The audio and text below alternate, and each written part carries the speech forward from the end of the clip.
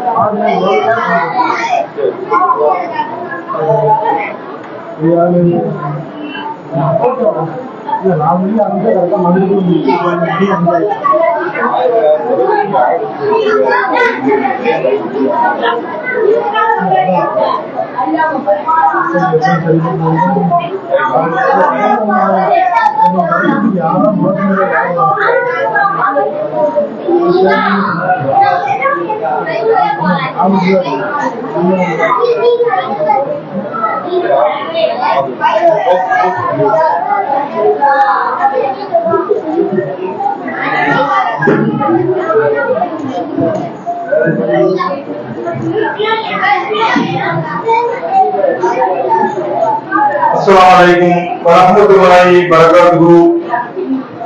Alhamdulillahi rabbil alamin wal aqibatul muttaqin. Assalatu wassalamu ala rasulillahi sallallahu alaihi wasallam. கண்ணியத்திற்கும் பெரும் மதிப்பிற்கும் எல்லாம் உள்ள அல்லாஹ்வின் நல்லடியார்களே, பெரியவர்களே, தாய்மார்களே, சகோதர சகோதரிகளே, தமிழ்நாடு கல்வி ஜமாத் தென்காசி மாவட்டம் முதலியார்பட்டியின் சார்பாக வருடம் வருடம் கோடைகால பயிற்சி நடந்து கொண்டிருக்கின்றது. அதனுடைய தொடர்ச்சியாக இந்த வருடமும் நமது முதலியார்பட்டி கிளையின் சார்பாக இந்த கோடைகால பயிற்சி மிகவும் சீரும் சிறப்புமாக நடைபெற்றது. கடந்த 13 நாட்களாக இந்த கோடைகால பயிற்சி நடந்து கொண்டிருக்கின்றது. அதுல மொத்தம் 5 ஆசிரியர்கள், 3 பெண் ஆசிரியர்களும் 2 ஆண் ஆசிரியர்கள் கொண்டு இந்த வகுப்பு நடைபெற்றது. அல்ஹம்துலில்லாஹ், கூறனைக்கும் அல்லாஹ் ஒருவனுக்கு. இதுல சுமார் ஒரு 73 மாணவ மாணவிகள் கலந்து கொண்டார்கள். அவர்களுக்கான பாட புத்தகங்கள், இதில் மதியம் குளிர்பானங்கள் மற்றும் புத்தகங்கள் அனைத்தும் இலவசமாக வழங்கப்பட்டுள்ளது. ஒரே ஒரு நோக்கத்திற்காக இந்த பயிற்சி முகாம். ஏகத்துவ கொள்கையை இந்த மாணவ மாணவிகள் ஆழமாக உருவாக்கி நமது பகுதி மக்களுக்கும் அதை கொண்டு சேர்க்க வேண்டும் என்ற ஒரே நோக்கத்திற்காக தான் இந்த கோடைகால பயிற்சி நடைபெற்றது. அதனுடைய நிறைவு நிகழ்வாக இன்று இந்த பரிசளிப்பு நிகழ்ச்சி நடைபெற இருக்கின்றது. ஒவ்வொரு மாணவர்களுக்கும் அவர்களுக்கான சூழமனம், கிளாஸ் மற்றும் பயிற்சி, ஓரல் பயிற்சி, டெக்ஸ்ட் பயிற்சி மூலமாக தேர்ந்தெடுக்கப்பட்டு அவர்களுக்கு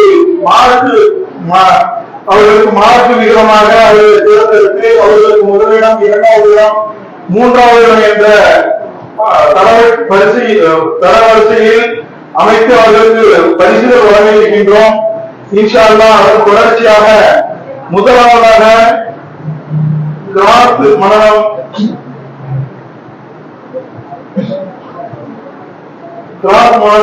சூரா 78 அத்தியாயம் அல் நமா என்ற அத்தியாயத்தை அபு தாலிப் இப்போது சூரா மனனம் ஓதுவார்கள்.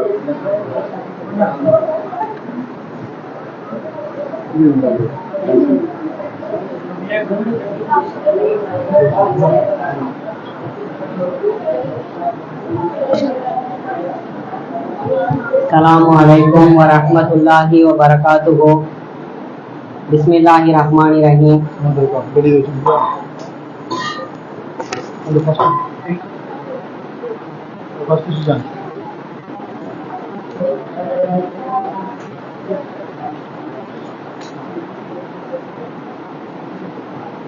Bismillahirrahmanirrahim.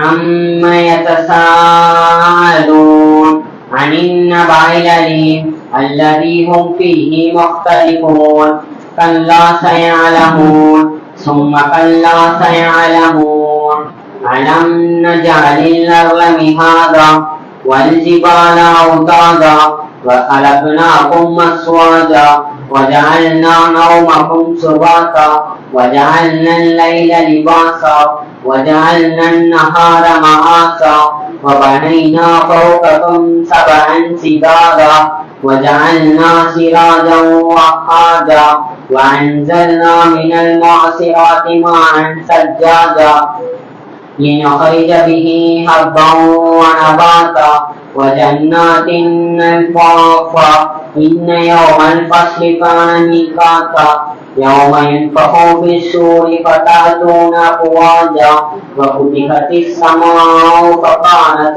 أبوابا وسيرت الجبال فكانت سرابا إن جهنم كانت مرصادا للطاغين مآبا لابسين فيها حقابا لا يذوقون فيها بردا ولا شرابا إلا حميما وغساقا جزاء وفاقا إنهم كانوا لا يرجون حسابا وكذبوا بآياتنا كذابا وكل شيء أحصيناه كتابا فذوقوا فلن نزيدكم إلا عذابا إن للمتقين مفازا حدائق وأعنابا وكواعب أترابا وكأسا دهاقا لا يسمعون فيها لغوا ولا كذابا جزاء من ربك عطاء حسابا رب السماوات والذي وما بينهما الرحمن لا يملكون منه خطابا يوم يقوم الروح والملائكة صفا لا يتكلمون إلا من أذن له الرحمن وقال صوابا ذلك يوم الحق فمن شاء اتخذ إلى ربه مآبا إنا أنذرناكم عذابا قريبا يوم ينظر المرء ما قدمت يداه ويقول الكافر يا ليتني كنت ترابا السلام عليكم ورحمة الله وبركاته.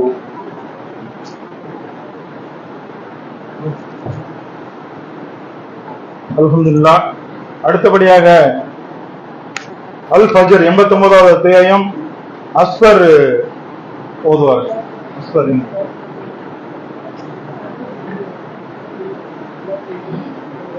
السلام عليكم ورحمة الله وبركاته. بسم الله الرحمن الرحيم. والفجر وليال عشر والصبح والوتر والليل إذا يسر هل في ذلك قسم لذي حجر ألم تر كيف فعل ربك بعاد إرم ذات العماد التي لم يخلق مثلها في البلاد وثمود الذين جابوا الصخر بالواد وفرعون ذي الأوتاد الذين طغوا في البلاد فأكثروا فيها الفساد فصب عليهم ربك صوت عذاب إن ربك لبالمرصاد فأما الإنسان إذا ما ابتلاه ربه فأكرمه ونعمه فيقول ربي أكرمن وأما إذا ما ابتلاه فقدر عليه رزقا فيقول ربي أهانن كلا بل لا تكرمون اليتيم ولا تحاضون على طعام المسكين وتأكلون التراث أكلا لما وتحبون المال حبا جما كلا إذا دكت الأرض دكا دكا وجاء ربك والملك صفا صفا وجيء يومئذ بجهنم يومئذ يتذكر الإنسان وأنى له الذكرى يقول يا ليتني قدمت لحياتي فيومئذ لا يعذب عذابه أحد ولا يوثق وثاقه أحد يا أيتها النفس المطمئنة ارجعي إلى ربك راضية مرضية فادخلي في عبادي وادخلي جنتي. السلام عليكم ورحمة الله وبركاته. அல்ஹம்துலில்லாஹ். அடுத்தபடியாக 98வது அத்தியாயம் அல் பாயினா ஹானிப் அவர்கள்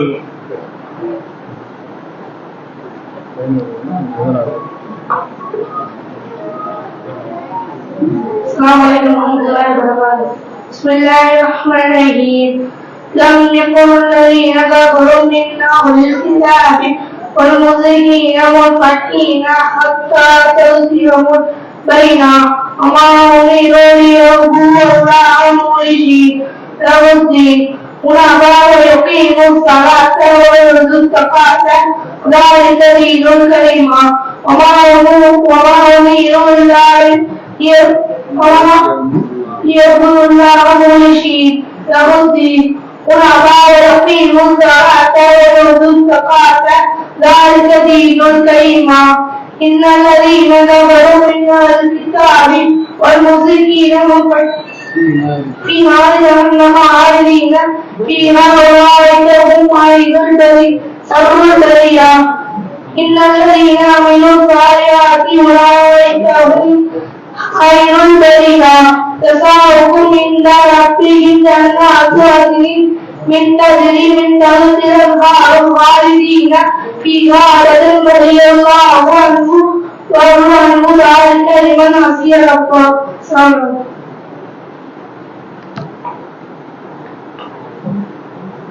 அல்ஹம்துலில்லாஹ். அடுத்தபடியாக பயான் நடைபெற இருக்கின்றது. அதன் தொடர்ச்சியாக முதலாவதாக சகோதரர் அப்துல் ஹமீத் எதற்காக கோடைகால பயிற்சி என்ற தலைப்பின் கீழ் உரையாற்றுவார்.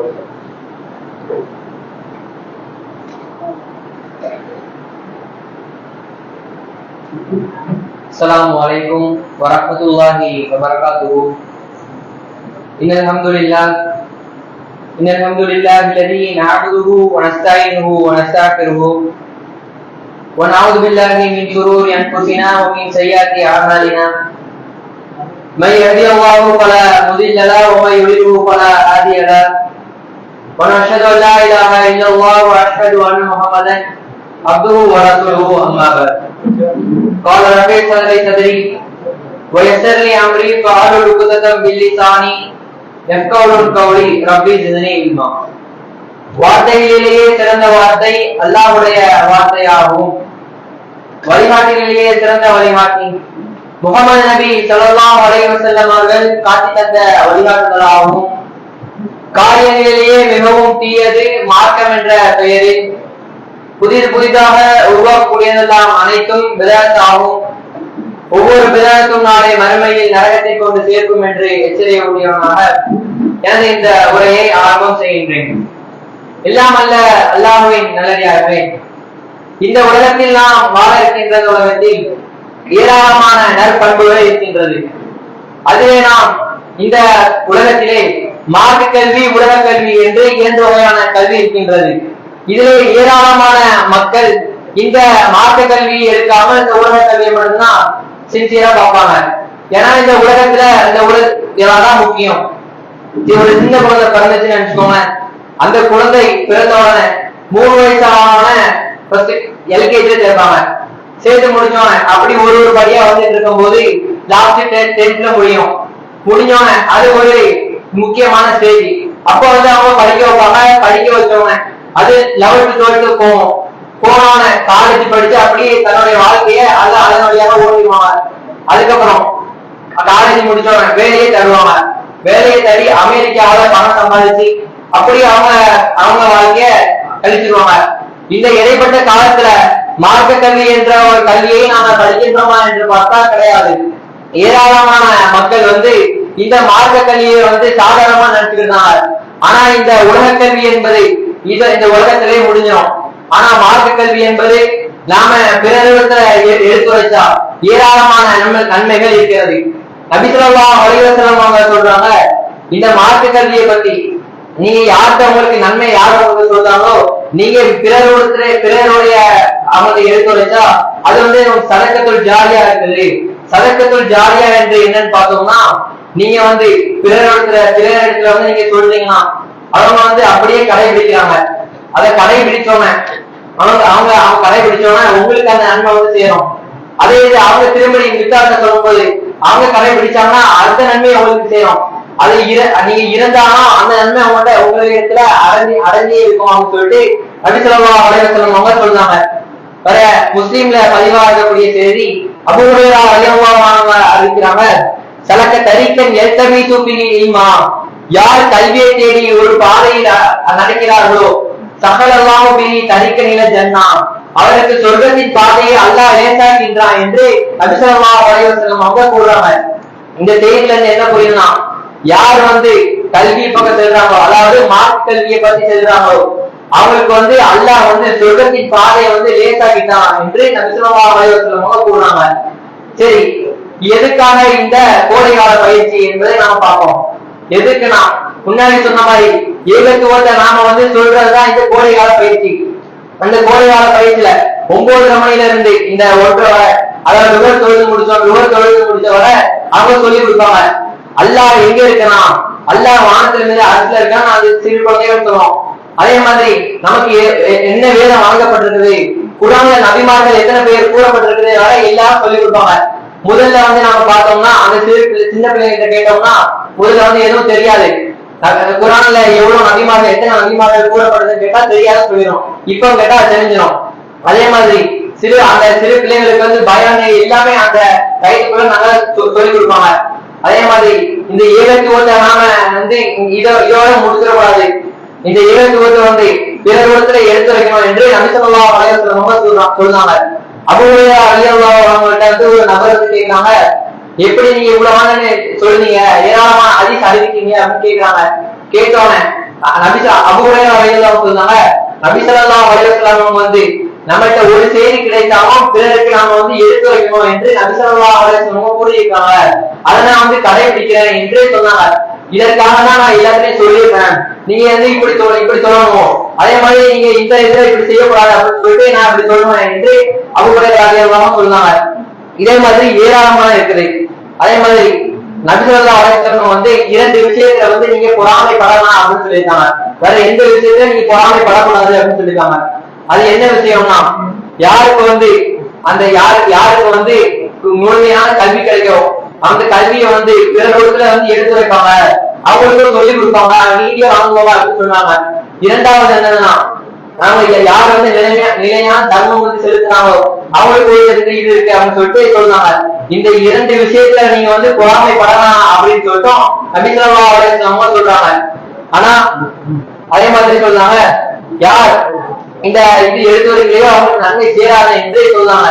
எனவே வரக்கூடிய காலத்தில் அனைத்து சகோதர சகோதரிகளும் நாம் நன்மையை ஏவி தீமையை தடுக்கும் நன்மக்களாக அல்லாஹ் உங்களையும் என்னையும் மாற்றி அனுப்பணும் கூறி என்னோட இந்த உரையை முடித்துக் கொள்கின்றேன். அஸ்ஸலாமு அலைக்கும் வரஹ்மத்துல்லாஹி வபரகாத்துஹு. அல்ஹம்துலில்லாஹ். அடுத்தபடியாக மாணவர் குழு அவங்க வந்து பயான் பண்ண இருக்கிறாங்க. அதுல முதலாவதாக வந்து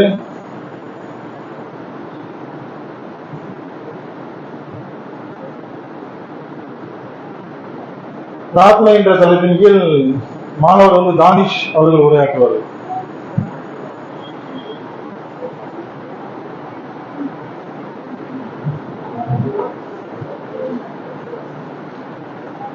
Assalamualaikum warahmatullahi wabarakatuh. Inna alhamdulillah wa na'budu wa nasta'inuhu wa nastaghfiruh wa na'udzu billahi min shururi anfusina wa min sayyiati a'malina. Man yahdihillahu fala mudilla lahu wa man yudlil fala hadiya lahu. Wa nashhadu an la ilaha illallah wahdahu la sharika lahu wa nashhadu anna Muhammadan abduhu wa rasuluh. அல்லாஹ்வின் நல்லடியார்களே, நாம் உங்களுடன் பேசுவதை தலைப்பு பிரார்த்தனை. பிரார்த்தனை என்றால் என்ன பார்த்தோம்னா, நம்மளுடைய தேவைகளை அல்லாஹ் கேட்டதுதான் பிரார்த்தனை. அதே மாதிரி ஒரு சமுதாயம் அல்லாஹ் கேட்டிருக்கு, ரப்பனா ஆத்தினா ஃபித் துன்யா, எங்களுக்கு இவ்வளவு அனைத்தையும் வழங்குவாராக.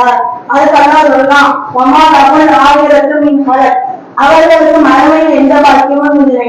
நம்ம வந்து பிரார்த்தனை செய்யும் பொழுது இந்த உலகத்தை பத்தியும் பிரார்த்தனை செய்யக்கூடாது, மறுமையை பத்தியும் நம்ம பிரார்த்தனை செய்யணும். அதனாலதான் அல்லாஹ் சொல்லலாம், ஒரு மறுமையில எந்த பாக்கியமும் இல்லை அப்படின்னு அல்லாஹ் சொல்லலாம். அடுத்தடுத்து முழுமையாக நம்பிக்கையோட பிரார்த்தனை செய்யணும். சும்மா பேரண்ட்ஸ் பிரார்த்தனை செஞ்சுட்டு அதை அல்லாஹ் ஏற்றுக்கொண்டு அல்லாஹ் போகக்கூடாது.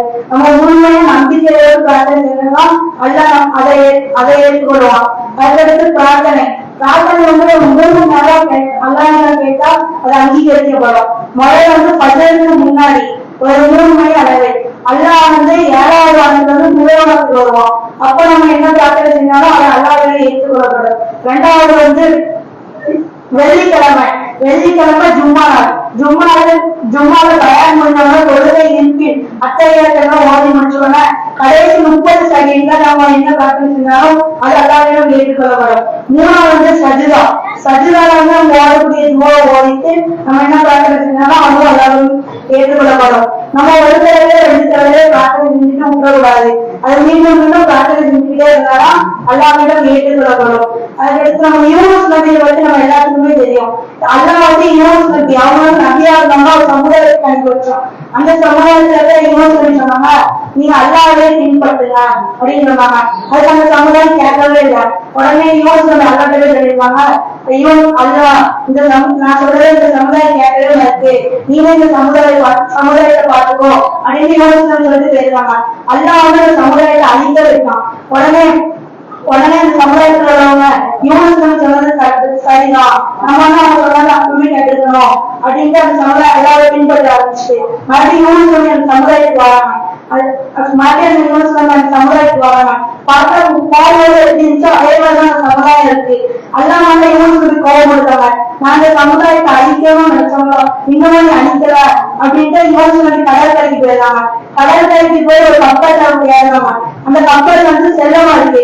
அப்போ கப்பல் சொல்றாங்க, இந்த கப்பல் வந்து யாராவது ஒரு கடற்குள்ள குளிச்சாலும் இந்த கப்பல் செல்லும் அப்படின்னு சொல்லி சீட்டு குளிச்சு போட்டு பார்ப்பாங்க. அதுல யூனுஸ் நபி தேவைப்படுது. யூனுஸ் நபி வந்து உடனே கடற்குள்ள குளிச்சிருக்காங்க. கடற்குள்ள குளிச்சோடனே ஒரு பெரிய திமிங்கலம் வந்து யூனுஸ் நபி குளிச்சுட்டு யூனுஸ் நபி ரொம்ப நாள் அந்த திமிங்கலம் வயிற்றுலயே இருந்தாங்க. அதுக்கு யூனுஸ் நபி திமிங்கலம் வயிற்றுல வச்சு இல்ல லாயராக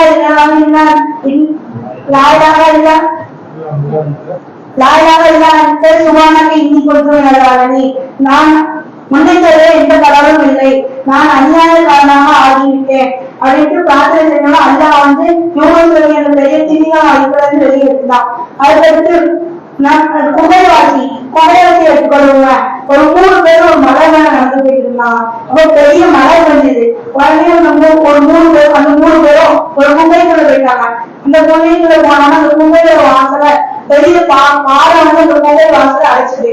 உடனே அந்த 3 பேரும் கிடைச்சிட்டு நம்ம செஞ்ச நல்ல அமல நம்ம சொல்லுவோம், நம்ம செஞ்சது சரியா இருந்தா அல்லாஹ் வந்து அந்த பாறையை அவுக்குவான் அப்படின்ட்டு நம்ம 3 பேரும் கிடைச்சிட்டு முதல்ல ஒரு ஆளுமே சொல்றாங்க, எனக்கு வந்து என் தாய் தந்தையை ரொம்ப பிடிக்கும், என் தாய் தந்தைக்காக நான் ஒரு ஆடு வளர்ப்பேன், அந்த ஆட்டுக்குட்டியை தினமும் காலையில மேட்டை கொடுப்படி சாயங்காலம் வருவேன், சாயங்காலம் பால் எடுத்துட்டு தாய் தந்தை கொடுத்துட்டு அதுக்கடுத்து என் மனைவிக்கு பிள்ளைகளுக்கு கொடுப்பேன். ஒரு நாள் அப்படிதான் லேட் ஆயிட்டு அதனால சீக்கிரம் வந்தேன். வந்து பார்த்தா என் தாய் வந்து தூங்கிட்டாங்க. என் பிள்ளை வந்து அழுதுட்டே இருந்துச்சு வயிறு பசிக்கிட்டு. ஆனா என் தாய் வந்து எழுப்ப மனசே இல்லை. அதனால காலையில ஆனவன என் தாய் தந்தைக்கு முதல்ல பால் கொடுத்துட்டு தான் என் மனைவிக்கு பிள்ளைக்கு கொடுப்பேன். நான் செஞ்சது கரெக்டா இருந்தது பாலை வந்து ஓகே அப்படின்னு அல்லாஹ் சொல்றாங்க. அந்த பாலை வந்து கொண்டு நம்புது. அடுத்து 2வது வராங்க. 2வது வந்து சொல்றாங்க, என் தந்தையோட சகோதரியுடைய புலவிய நான் தவறு கிடைச்சேன், அவங்க வந்து வர முடியாதுன்னாங்க. அதுக்கடுத்து அவங்க சொல்றாங்க, நான் சொன்னேன் சிறு தினார் தாரேன், நீ சிறு தினார் தாரேன் அப்படி சொன்னோம்னா அவங்க வாரேன்னு இருக்காங்க. அவங்க தவறு போது அவங்க புலவி சொல்றாங்க, அல்லாஹ்வுக்கு அஞ்சுங்கள் அப்படி சொன்னாங்க. உடனே நான் தவறு வெளியே வந்துட்டேன், நான் செஞ்சது சரியா இருந்தா இந்த பாதை வாங்க ஓகே அப்படின்னு அல்லாஹ் சொல்றாங்க. அந்த பாடம் வந்து வாங்குது.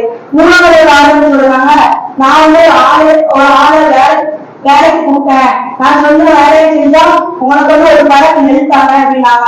அந்த ஆளை வந்து அவங்க சொன்ன வேலையை செஞ்சுட்டு போயிட்டாங்க. அந்த நெல்லை எல்லாமே போயிட்டாங்க. அந்த நெல்லை வச்சு அந்த ஆளுமே விவசாயம் வச்சாங்க. அந்த விவசாயத்தை வச்சு பெரிய நிலம் வந்தாங்க. அந்த நிலத்தை வச்சு பெரிய பண்ணை வச்சாங்க. அந்த பண்ணையோட வேலை பண்ணிட்டு இருக்கும்போது அந்த ஆளு நாங்க வேலை செஞ்சாரு, எனக்கு அப்படி கூட ஒரு படம் நெல்தாரு நீங்க எல்லாம் வேண்டாமே போயிட்டேன் கொடுத்தேன், இப்ப தாங்க அப்படின்னு கேட்டாங்க. உடனே நான் வந்து ரொம்ப வந்து 2வது இது பண்ணையாவே உணவாச்சு அந்த பண்ணையை நான் அவங்களுக்கே எழுதி கொடுத்தேன், நான் வந்து சரியா இருந்து இந்த பாறை வந்து நவுண்டு அப்படின்னா உடனே இந்த பாறைக்குள்ள நவுண்டு 3 பேரும் அவங்க நல்ல இருந்து அல்லாண்டு சொன்னாலும் அந்த பாறை முடிச்சா வருது. அந்த 3 பேரும் வெளியே போயிட்டாங்க அந்த குகையை விட்டு. எனவே வரக்கூடிய காலத்தில் பிரார்த்தனை செய்யும் நன்மக்களாக அல்லாஹ் எங்களை மின்னியும் ஆக்கி அருள் புரிவான் என்று கூறி என்னோட உரையை நிறைவு செய்கிறேன். அஸ்ஸலாமு அலைக்கும் வரஹ்மத்துல்லாஹி வபரகாத்துஹு.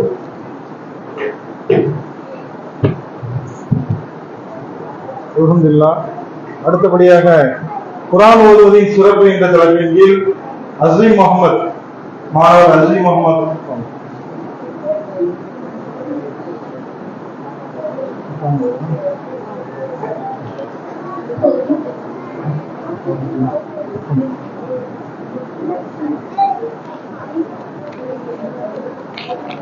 அஸ்ஸலாமு அலைக்கும் வரஹ்மத்துல்லாஹி வபரகாத்துஹு.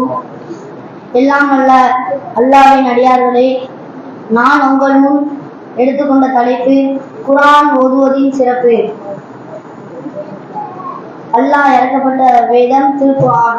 திருக்குர்ஆனில் ஒரு எழுத்து ஓதிவிட்டால் அதற்கு 10 நன்மை. ஒரு உதாரணத்துக்கு அலிஃப் லாம் மீம், இதுல மொத்தம் 3 எழுத்துக்கள் உள்ளன. ஓதுனா நம்மளுக்கு 30 நன்மை கிடைக்கும். நம்மளால முடிந்தது ஒரு நாளைக்கு ஒரு பேஜ் ஓதலாம். ஆனா நம்ம அதை ஓதலாமான்னு கேட்டா கிடையாது. அல் பக்ரா 2, ஆல இம்ரான் 3 இது நம்ம ஓதணும்னா நாளை மறுமை நாளில் குர்ஆன் நம்மளுக்கு வந்து வாதாடும். ஹாஃபில் என்றால் யார் என்று கேட்டால் முழு குர்ஆனையும் மனனம் செய்தவர்கள் தான் ஹாஃபில். அவர்களுக்கு என்ன நன்மை என்று கேட்டால் நாளை மறுமை நாளில் வானவர்களோடு அமர்ந்திருப்பார்கள். நபி ஸல்லல்லாஹு அலைஹி வஸல்லம் அவர்கள் கூறியுள்ளார்கள். ஒரு ஒட்டகத்தை வச்சு ஒரு உதாரணம் சொல்றாங்க. ஒட்டகத்தை வச்சு என்ன உதாரணம் சொல்றாங்கன்னா, ஒரு ஒட்டகத்தை வாங்கிட்டு வந்து வீட்டுல வளர்த்து கட்டி போட்டு ஒரு 2 மாசம் கழிச்சு நம்ம ஆவுக்கு விட்டு நிப்போ அப்படின்னு சொன்னோம்னா அது நம்மளை விட்டு போகாது. ஏன்னா நம்ம அதை பார்த்துருக்கோம். அதே மாதிரிதான் குர்ஆனை நம்ம மனனம் செய்தால் அது நம்மளுக்கு மறக்காது. ஒரு நாளைக்கு எடுத்து இன்னும் 2 நாளைக்கு எடுக்கணும்னா அது நம்மளுக்கு மனசுல நிற்காது. நைட்டு தூங்கும் போது 112வது அத்தியாயம் நம்ம ஓதிட்டு படுத்தோம்னா நைட்டு பாதி இரவு நம்ம அல்லாஹ்வை நின்று வணங்குறதுக்கு சமம்.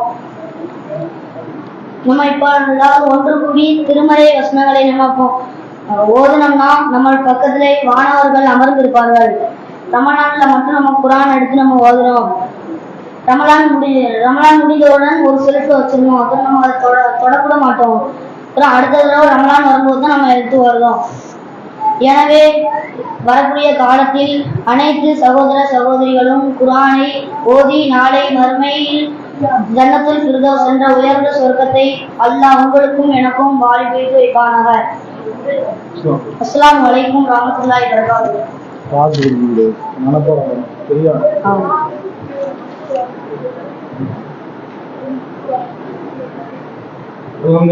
அடுத்தபடியாக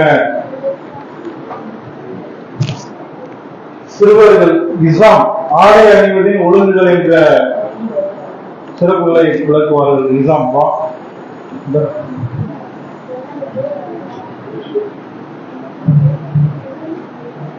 ஆடை அணிவது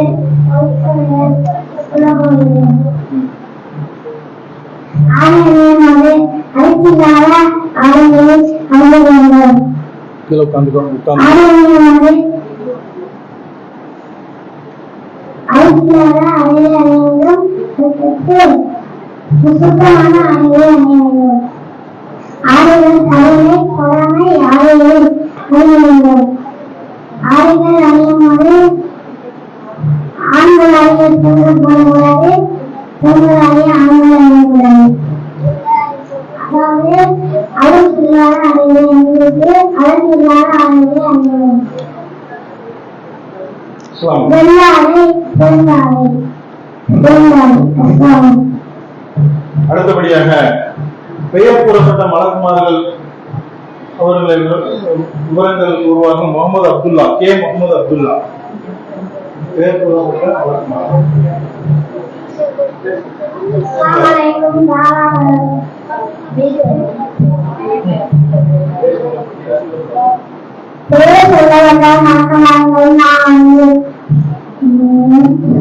ஒன்று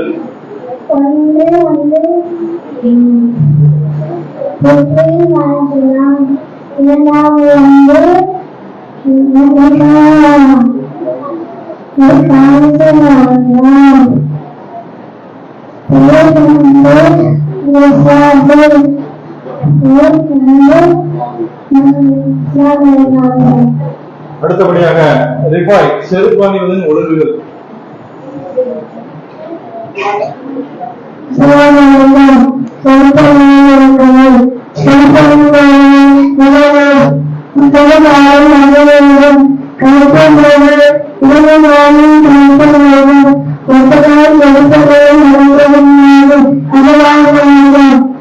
அடுத்தபடியாக கேள்வி பதில். முகமது தானிஷ் ஹமீத் மீரா.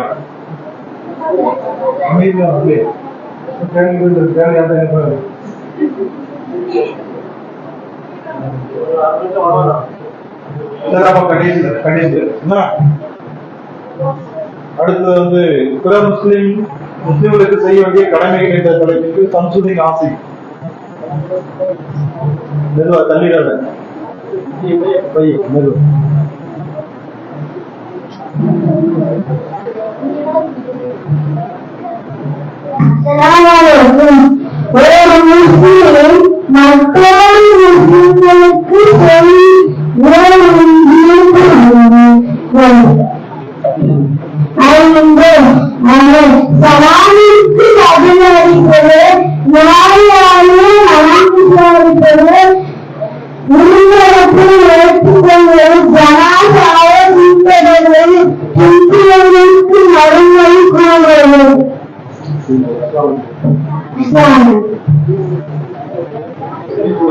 சிரிக்கக்கூடாது, நீங்க சிரிக்கக்கூடாது, சரியா? அடுத்தபடியாக இணை வைத்தல் என்ற தலைப்புக்கு முகமது அப்துல்லா, பி முகமது அப்துல்லா, பி.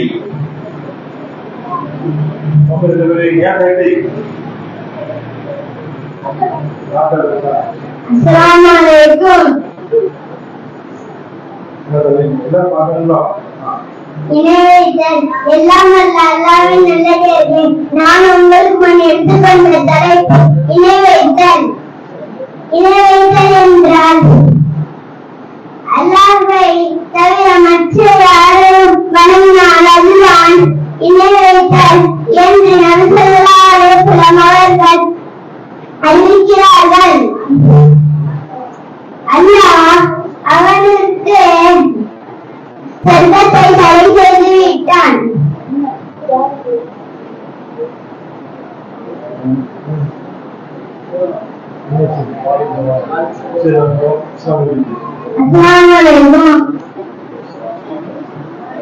அடுத்தபடியாக இறை கண்காணிப்பு என்ற தலைப்பில் அல் தியானா.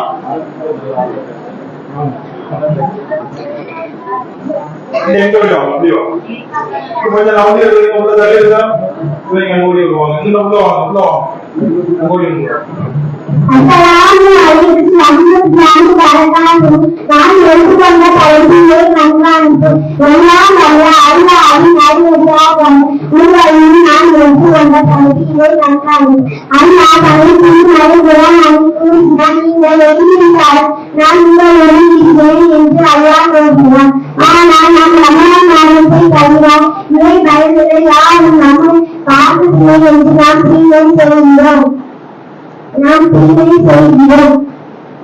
அல்லாஹ் தனது திருமலை குணங்களை கூறுகிறான். இறைவன் கண்காணித்து கொண்டிருக்கிறான் என்று அல்லாஹ் கூறுகிறான். எனது வரக்கூடிய காலத்தில்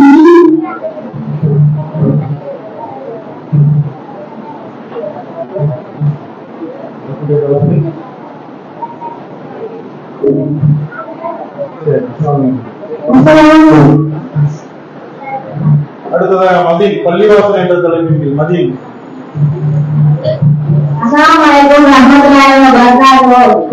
அல்லாஹ்வின் நல்லடியார்களே, நான் உங்களிடம் எடுத்து வந்த தலைப்பு பள்ளிவாசல். பள்ளிவாசலை பற்றி நபிகள் ஏராளமான கூறியுள்ளார்கள். அதிலே ஒன்றுதான் பள்ளிவாசலில் வைத்து வியாபாரம் செய்யக்கூடாது என்றும் வியாபாரம் செய்யக்கூடாது. நபிகள் காலத்தில் கவிதை விற்பது நறுமண பொருட்களை விற்பார்கள்.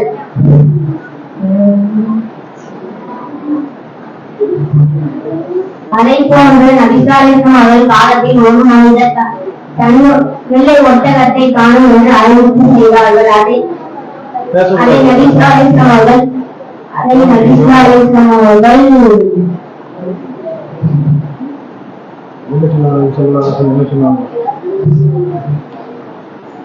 மனப்பாடம் பண்ணலை.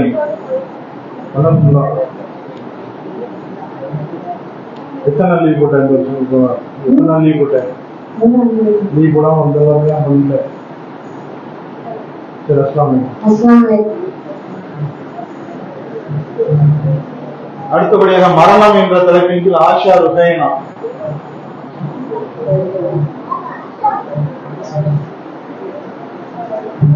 அஸ்ஸலாமு அலைக்கும் வரஹ்மத்துல்லாஹி வபரகாத்துஹு.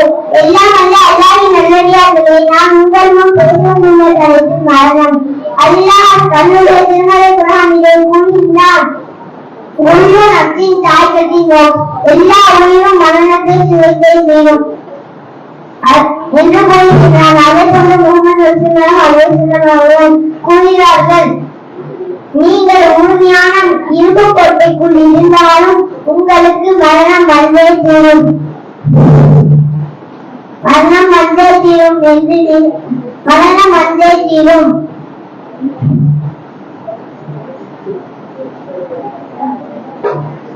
மரணம் வந்தே தீரும். அதே போன்று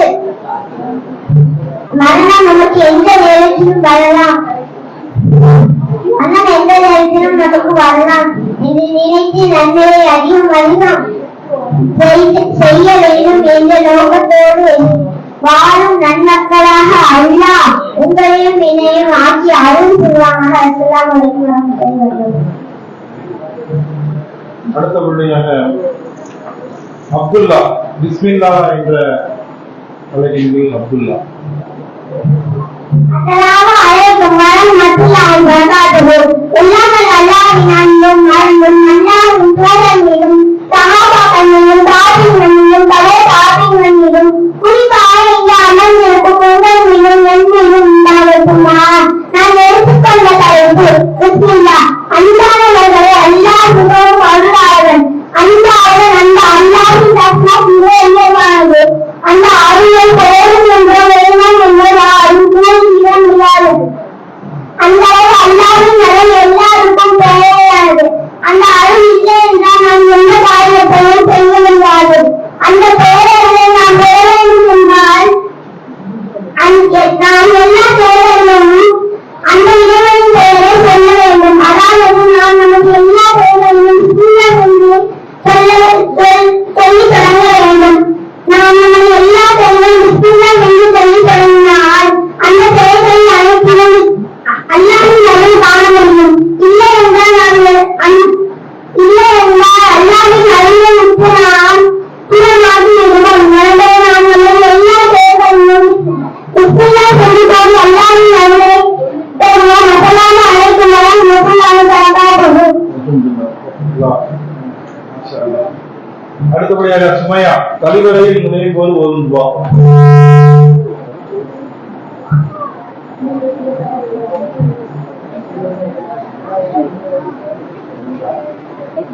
அஸ்ஸலாமு அலைக்கும் வரஹ்மத்துல்லாஹி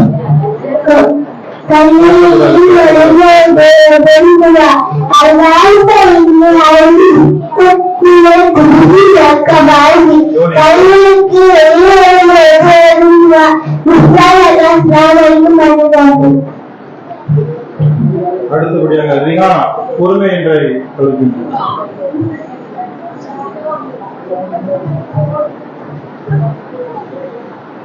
அடுத்த சொர்க்கம் சாக்கினா வந்துருங்க. அப்படி சாக்கினா அப்படி வந்துருமா?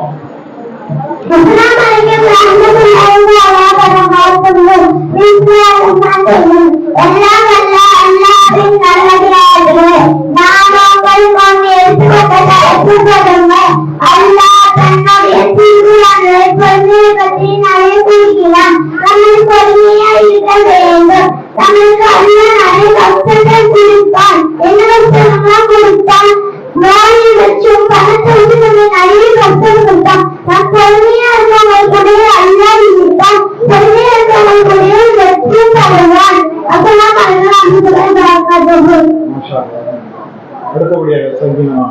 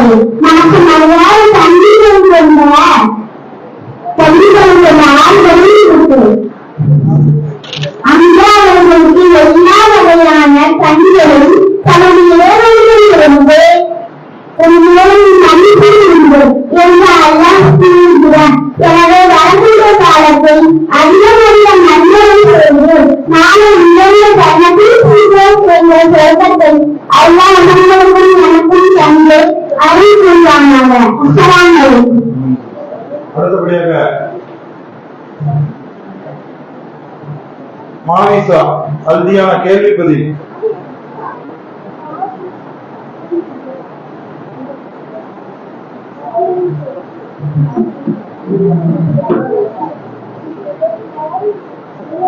கேள்வி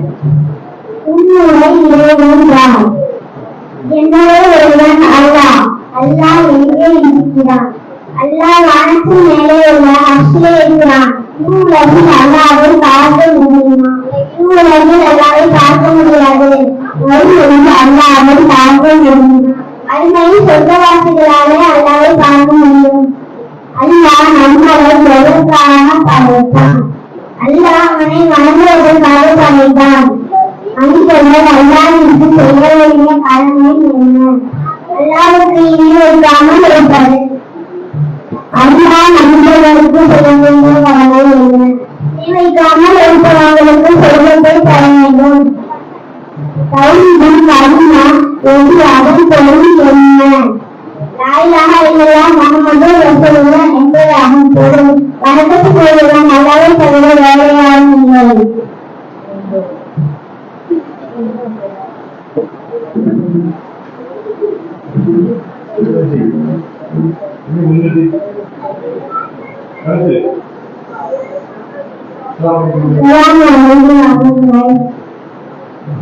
அடுத்ததாக கேள்விப்பதில் அகில் மாவிசா.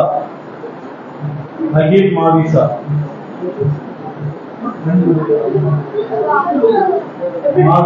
அகில் அகில் அவங்களுடைய அவங்களா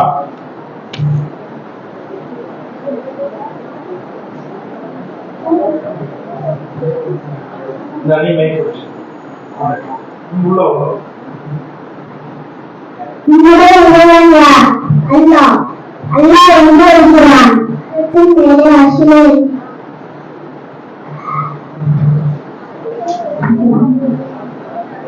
அல்லாஹ்வுக்கு செய்ய வேண்டிய கடமை என்ன? அல்லாஹ்வை இணை வைக்காமல் இருக்கிறது. அல்லாஹ் மனிதர்களுக்கு செய்ய வேண்டிய கடமை என்ன?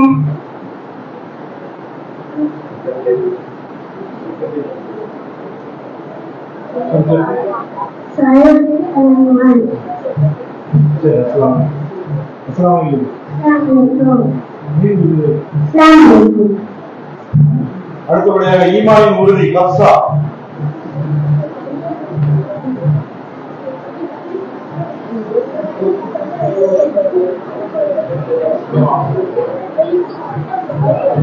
அஸ்ஸலாமு அலைக்கும் வரஹ்மத்துல்லாஹி வபரகாத்துஹு. எல்லாம் வல்ல அல்லாஹ்வின் அன்பும் அருளும் அல்லாஹ்வின் தூதர் சகாதாரிகள் மீதும் உங்கள் மீதும் என் மீதும் உண்டாகட்டுமாக. அன்புக்குரிய அல்லாஹ்வின் நல்லடியார்களே, நமக்கு அல்லாஹ் ஈமானை தந்திருக்கிறார். ஈமான் என்பது வெறும் பாக்கியம். அதை அல்லாஹ் எல்லோருக்கும் கொடுப்பதில்லை. அந்த ஈமானை அல்லாஹ்வினால் நாயருக்கு கொடுத்திருக்கிறார். அப்படி ஈமானில் அல்லாஹ்வினால் தேர்ந்தெடுக்கப்பட்டவர்கள் நாம் தான். ஈமான் கொடுக்கப்பட்ட பிற பாக்கியசாலிகளாக நாம் இருந்தாலும் நம் ஈமானின் தரம் என்ன, நம் ஈமானின் விலை என்ன என்று சற்று யோசித்து பார்க்க வேண்டும். கண்ணியமானவர்களே, ஈமான் என்றால் என்ன? அல்லாஹ்வை பார்க்கவில்லை, ஆனால் அதை நம்பியை நம்புகின்றோம். இப்படி நபிமார்கள், மலக்குமார்கள், பெருகம், நரகம் எல்லாத்தையும் நம்புகின்றோம். இதற்கு பெயர் தான் ஈமான். இதற்கு பெயர் தான் ஈமான். சகாபாக்கள் எத்தனையோ துன்பத்தை தாக்குகின்றனர். நம்மால் ஒரு துன்பத்தை தாங்க முடிகிறதா? ஒரு சோதனை தாங்க முடிகிறதா? ஒரு சின்ன சோதனை வந்தார்கள் நாம் சிலர் பொழுது என்ன பயன் என்று சும்மா கேட்கிறதா குழந்தைகளை பார்த்திருக்கிறோம். இப்படி ஈமானுக்காக இந்நுயிரை விட்டு சகாபாக்கள் வரலாற்றில் பார்க்கலாம். ஈமானுக்காக தங்கள் உயிரை தியாகம் செய்ததும் தவிர தங்கள் சிறிது கூட பலவீனமாக உள்ளது. எனவே அன்பானவர்களே, அவர்கள் போல் நாமும் ஈமானை கொண்டு ஈமானை உறுதியாக நின்று அல்லாஹ்வின் அருளை பெற அல்லாஹ் கிருபை செய்வானாக என்று கூறிவிட்டு எனது உரையை முடித்துக் கொள்கிறேன். அஸ்ஸலாமு அலைக்கும் வரஹ்மத்துல்லாஹி வபரகாத்துஹு. அடுத்தபடியாக சுன்னத் தொழுகையின் சிறப்புகள். ஹன்சிகா.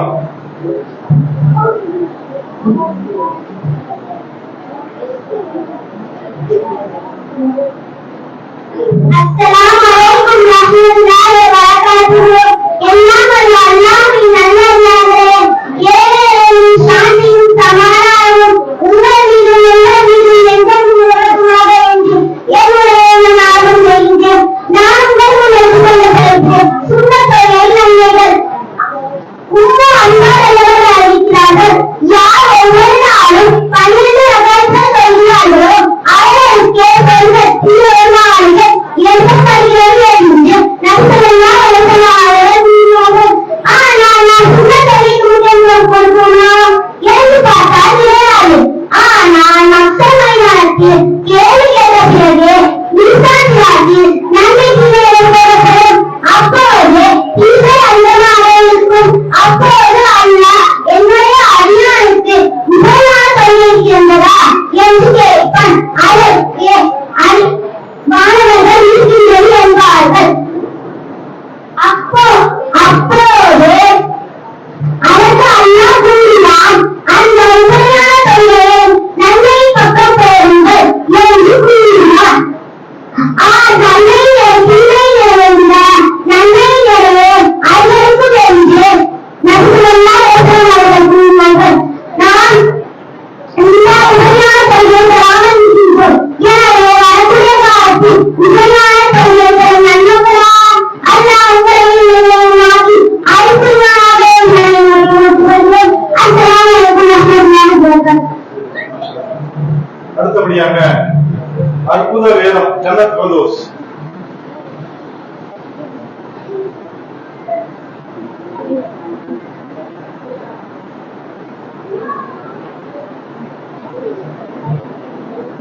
அடுத்து தாய்க்கு அணியலாமா? ஜைனப் வந்து நின்றுட்டீங்க. அஸ்ஸலாமு அலைக்கும் வரஹ்மத்துல்லாஹி வபரகாத்துஹு. எல்லாம் வல்ல அல்லாஹ்வின் நல்லடியார்களே,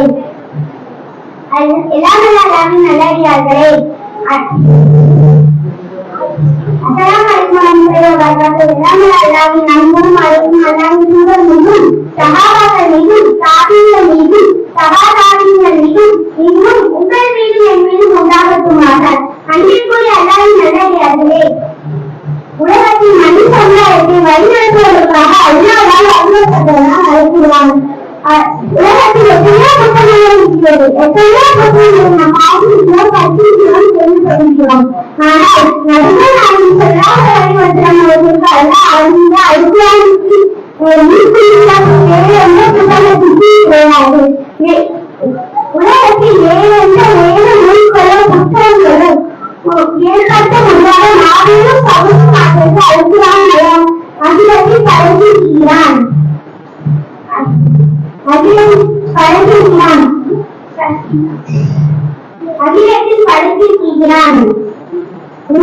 மனித சமுதாயத்தில் நல்லவர்கள் எவ்வளவு மோசமானவர்களை நல்லவர்களாக மாறிக்க அழுக்குவான். இப்படி அழுக்குவான் செய்த சமூக மாற்றத்தை அழித்துக் கொண்டே போகலாம். அழித்துக்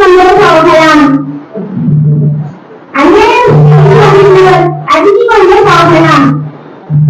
உலக வரலாற்றில் எத்தனையோ கடற்குறதான உணர்வுள்ளவர்களையும்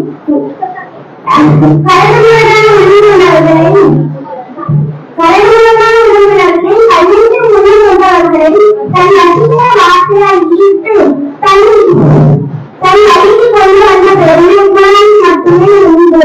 தன்னை வலியப்பட்டவர்களின் தன்னை வலியப்பட்டவர்களையும் தன்னை அழகுபடுத்தியவர்களையும் தன்னை பெருமைப்படுத்தியவர்களையும் உண்மையும் மனதையும் கொண்டு போய் சேர்க்கும் ஒரு அற்புத நேரம் திருக்குறான். மிகப்பெரிய புத்தகமாக இருக்கும் அல்குரானை நாம் ஓடுவதற்கும் அதன் மீது ஈடுபாடு கொள்வதற்கும் அதை நம் அனைவருக்கும் அறிவிப்பதற்கான ஒரு மொழி எனக்கு உரையை முடித்து வருகிறேன். அஸ்ஸலாமு அலைக்கும் வரஹ்மத்துல்லாஹி வபரகாத்துஹு.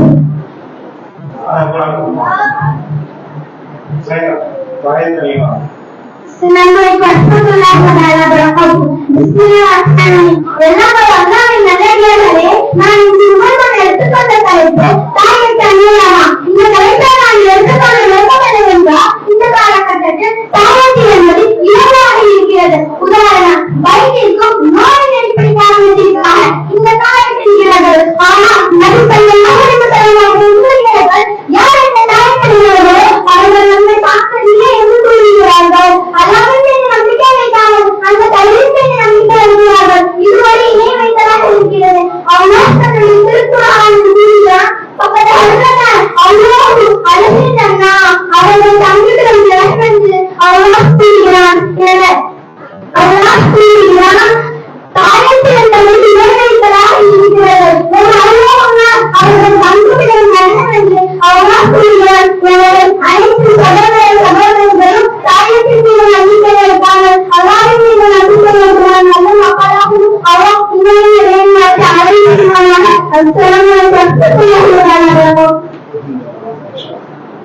அடுத்தபடியாக உறவினர்களை பேணும் என்ற தலைப்பின் கீழ் சமிகா.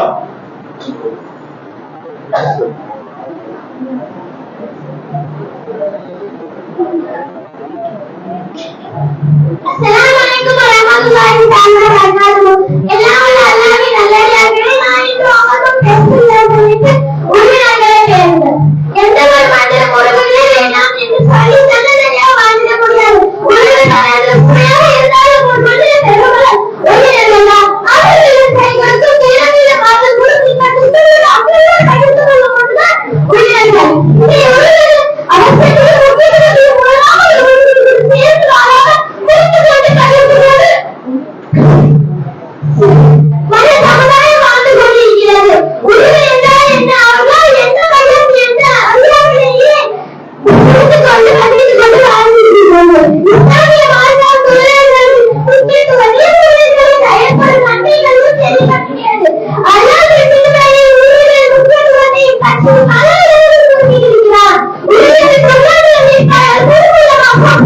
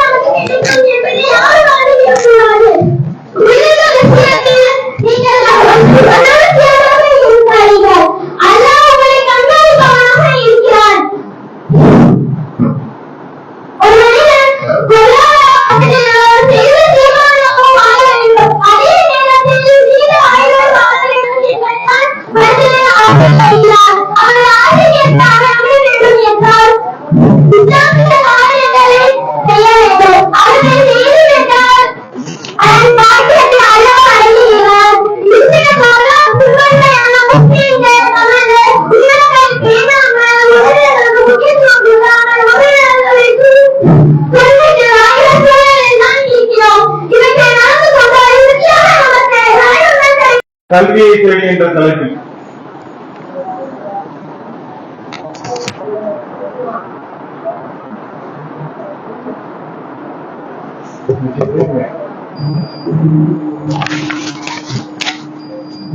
அஸ்ஸலாமு அலைக்கும் வரஹ்மத்துல்லாஹி வபரகாத்துஹு. எல்லாமே அல்லாஹ்வின் நல்லடியார்களே, நாம் ஒருவர் எடுத்துக்கொண்ட தலைப்பு கல்வியை தேடி. மற்ற மதங்களோடு இஸ்லாம் பல பற்றி விளங்குகிறது. மற்ற மதங்கள் பெரும்பாலும் ஆன்மீகத்தை மட்டும்தான் போதிக்கிறார்கள். ஆனால் இஸ்லாம் மட்டும்தான் ஆன்மீகத்தை உலகத்தை முன்னிட்டு மனிதனுக்கு ஏற்படும் அனைத்து பிரச்சனைகளும் சரியாக வழியை காட்டுகிறது. சிந்திப்பதும் ஒரு இபாதத் என்று இஸ்லாம் கூறுகிறது. சிந்திப்பது ஒரு இபாதத் என்று இஸ்லாம் கூறுகிறது. படைத்தவனை மட்டும் அணுக வேண்டும் என்று கூறும் இஸ்லாம் உலகத்தையும் சிந்திக்க அதிக இறைவன் வைத்திருக்கும் ஆற்றலை வெளிக் கொள்ள வேண்டும் என்று கூறுகிறது. வரலாற்றை பற்றி திருக்குறான் கூறும் போது வானத்தை பூமியை படைத்திருந்தாலும் அதிலும் பல நாடு வருவது போன்றவற்றில் இருப்பதற்கு மக்கள் பல சான்றுகளை வைத்திருக்கிறார்கள். அவர்கள் நின்றாலும் அமர்ந்தாலும் படுத்தாலும் அண்ணாக நினைப்பார்கள். நம்பினார் காலத்தில் அவர் சூரியகிரகம் ஏற்பட்ட போது அவர்களின் மகன் இப்ராஹிம் இறந்த போதுதான் இறந்த காரணத்தில் தான் சூரியகிரகம் ஏற்பட்டது என்று மக்கள் கூறினார்கள். அப்போது நம்பிக்கைலாம் உடைந்து அவர்கள் அந்த மூடநம்பிக்கையை உடைத்து ஒருவரது பிறப்போ அல்லது இறப்போ சூரியகிரகம் ஏற்படவில்லை, அதிலிருந்து அண்ணாவின் அட்டாட்சி என்று கூறினார்கள். இதுபோன்று இஸ்லாத்தை ஏற்றுக்கொண்டிருப்பவர்கள் உலகங்களாகவும் அடிப்படை உள்ளவர்களாகவும் இருக்க வேண்டும் என்று திருக்குறான் பல இடங்களில் கூறுகிறது. ஆனால் இந்த திருக்குறானை வேதமாக பெற்றிருப்பவர்கள்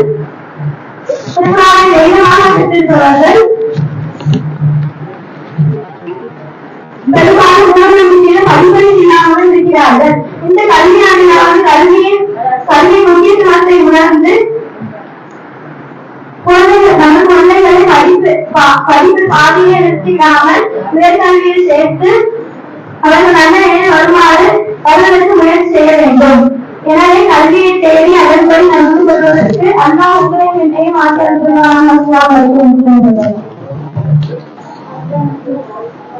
அடுத்தபடியாக நரகம் என்ற தலைப்பில் மரியமாக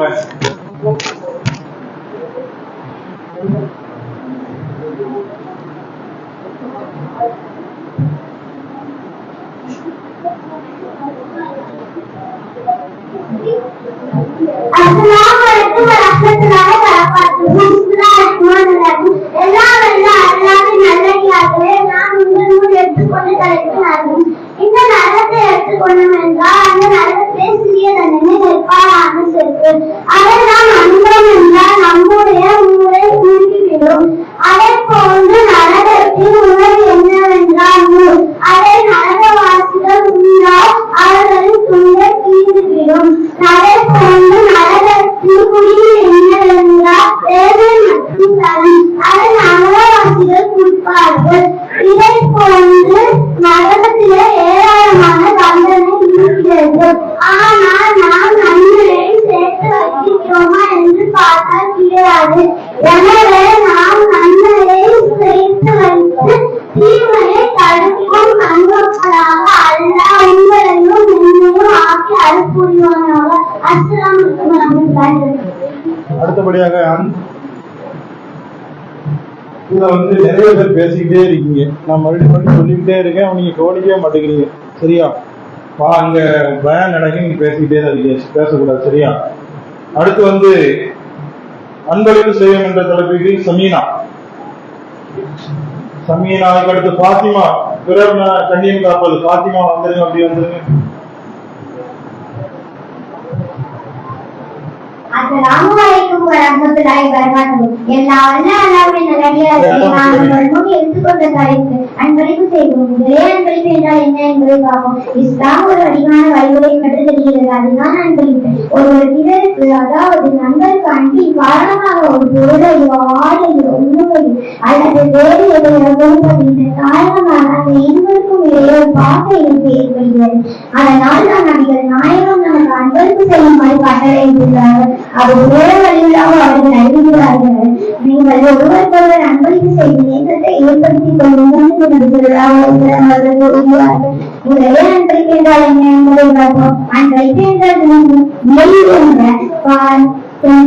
நகைகள் போன்ற பெரிய பொருட்கள் தான் இருக்க வேண்டும் என்பது அன்பளிப்பு ஒரு சிறியதாக கூட இருக்கலாம், ஒரு பேனாவாக கூட இருக்கலாம், ஒருவர் தன் நண்பருக்கு வாங்கி கொடுக்கும் பேனாக கூட இருக்கலாம். அதை கொடுப்பதும் நாம் அதை வாங்கும் ஒரு தெளிவாக கருதக்கூடாது. முதலிலே யாருக்கு அன்பளிப்பு செய்ய வேண்டும் என்றால் 2 நண்பர்கள் என்றால் யார் தெரிந்தவர் அவர்களுக்கு தான் முதலே அன்பளிப்பு செய்ய வேண்டும். புகழ்ந்தளித்து மற்றவர்களுக்கு அன்பளிப்பு தருவதை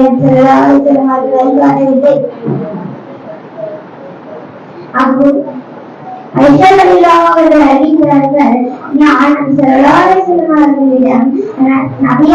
நபியர்களிடம் அல்லாஹ்வின் தூதரே, எனக்கு 2 அண்டை வீட்டாளர்கள் உள்ளனர். அவர்களில் யாருக்கு நான் முதலே அன்பளிப்பு செய்ய வேண்டும் என்று கேட்டார். அதற்கு நபி ஸல்லல்லாஹு அலைஹி வஸல்லம் அவர்கள் அவ்விருவரில் யாருடைய காசு நான் வீட்டுக்கு அருகே இருக்கிறதோ அவர்களுக்கு நீ முதலே அன்பளிப்பு செய் என்றார். ஆனால் இதை அனைத்தையுமே நாம் கடைபிடிக்கிறோமா என்று பார்த்தால் முடியாது. அதை போன்ற அன்பளிப்பை பெறவும் கூடாது. அது எவ்வளவு பெரிய இருந்தாலும் சரி, அவர்கள் அறிவிக்கிறார்கள். அன்பை பேசுகிற தேவவண்ணன் வாங்கி என்கின்ற நாளே போல ஆவான். இதன் அடிப்படையில் நமக்கு என்ன தெரிகிறது என்றால் அன்பளிப்பு கொடுப்பதோடு பெறக்கூடாது. இது போன்ற இவ்வருடைய காலகட்டத்தில் நம்முடைய அனைத்து சகோதரர்களும் அவர்கள் காட்டிய அன்பையும் வாழ்ந்து மரணிக்க மருமகளாக அல்ல உங்களையும் எங்களையும் மாற்றி அடைந்துள்ளனர்.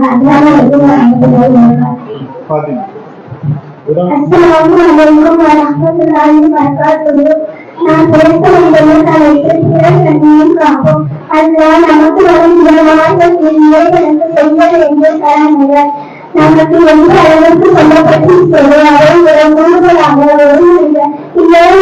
விஷயத்தில் நடந்து கொள்ள வேண்டிய அம்சங்கள் திருப்பி நமக்கு சொல்லப்படுகிறது.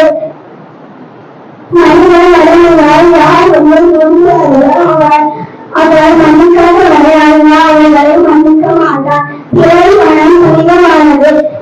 அவர் செல்லலாம் அன்பு அவர்கள் அறிவிக்கிறார்கள். நபி அவர்களுக்கு 10ஆம் நாள் வரை நிறுத்தினார்கள். அப்போது மக்களே, இது என்ன இடம் என கேட்ட மக்கள் இது புனிதமிக்க நகரம் என்றார்கள். இது என்ன நாள் என கேட்ட மக்கள் இது புனிதமிக்க இடம் என்றார்கள். இது என்ன மாதம் என கேட்க மக்கள் இது புனிதமிக்க மாதம் என்றார்கள். பிறகு நபி அவர்கள் இந்த மாதத்தின் உங்களின் சிறப்பை பொருள்களே அவ்வாறே உங்களின் உயிர்களும் உடமைகளும் கண்களும் புனிதமானது என்று கூறினார்கள். பிறகு நபி அவர்கள் என்னையும் எவன் கைவர்கள் இருக்கிறதோ அவன் மீது ஆணையாக என் மரணத்திற்கு பின் ஒருவருக்கொருவர் சண்டை விட்டு நிராகரிக்கப்பட வேண்டாம் என அவர்கள் வழங்கினார்கள். அவர்கள் தனது இறுதியோடு மனிதர்களின் மனம் எந்த அளவுக்கு புனிதமானது என்று கூறினார்கள். ஆனால் இன்றைக்கு மனிதர்களின் கல்விய விஷயத்தில் மன விஷயத்தில் எப்படி இருக்கிறோம்? இன்றைக்கு மனிதர்களின் மானம் மரியாதை பண்பாடுகளை கண்கூடாக பார்த்து வருகிறோம். தொழில்நுட்பம் வளர்ந்து வரும் இக்காலத்தில் சர்வசாதாரணமாக மற்ற மனிதர்களின் மானம் பரப்புவதை பார்த்து வருகிறோம். மேலும் அல்லாஹ் தன் குர்ஆனில் கூறுகிறான், உமக்கு அறிவினாலே நீ பின்பற்றாதே. 17 முகம் உள்ளம் போன்ற அனைத்தையும் விசாரிக்கப்படும். 17:36 அதைத்தான் கூறுகிறார். 50வது அத்தியாயம் 17-18வது வசனத்தில் கூறுகிறார்.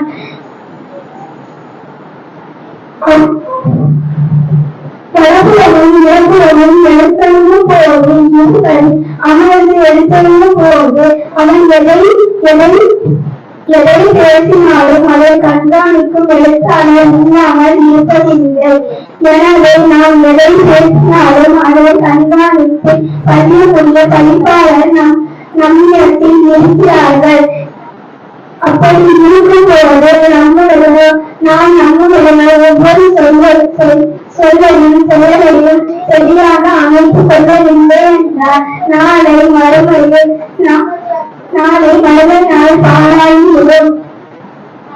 மற்ற மனிதர்களின் விஷயத்தில் சரியாக நடந்து கொள்ளவில்லை என்றால் நாளை மறுமையில் நாம் செய்த நன்மைகள்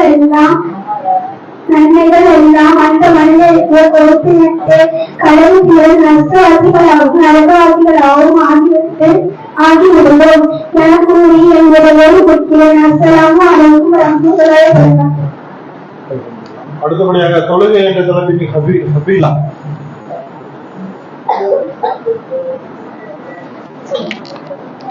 அடுத்தவன் அப்பல விட்டு போனது ஹமீர் மீரான் வந்துட்டானா? ஹமீர் மீரான் வரலையோ? Assalamualaikum warahmatullahi wabarakatuh. Allahumma salli ala Muhammad wa ala ali Muhammad kama sallaita ala Ibrahim wa ala ali Ibrahim innaka Hamidum Majid. Allahumma barik ala Muhammad wa ala ali Muhammad kama barakta ala Ibrahim wa ala ali Ibrahim innaka Hamidum Majid. Eல்லாம் வல்ல அல்லாஹ்வின் நல்லடியார்களே, நாம் உங்களுக்குள் எடுத்துக்கொண்ட தலைப்பு என்னவென்றால் தொழுகை. அல்லாஹ் நமக்கு 5 நேர தொழுகையை கடமையாக்கியுள்ளார். ஆனால் இந்த 5 நேர தொழுகையை நாம் தொழுகிறோமா என்று பார்த்தால் கிடையாது. அல்லாஹ் நாளை வறுமை முதல் கேள்வியே தொழுகைதான் கேட்பான்.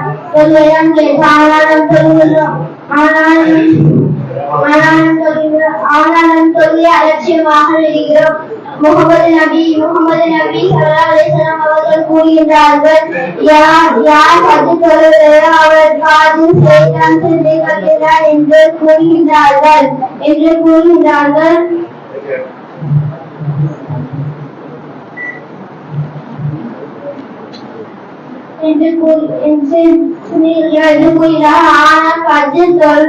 ஆனால் ஃபஜ்ர் நாம் தொழுகின்றோமா என்று பார்த்தால் கிடையாது.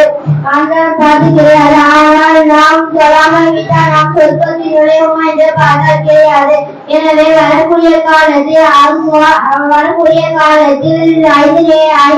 நேர தொழுவும் நன்மைகளாக அல்லாஹ் உங்களையும் என்னையும் மாற்றி அருள் புரிவானாக என்று நான் உங்களுடைய முடித்துக் கொள்கின்றேன். அஸ்ஸலாமு அலைக்கும்.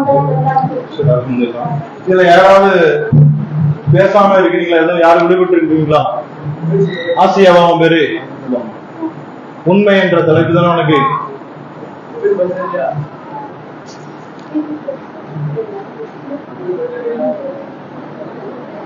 வேற யார் பேசல?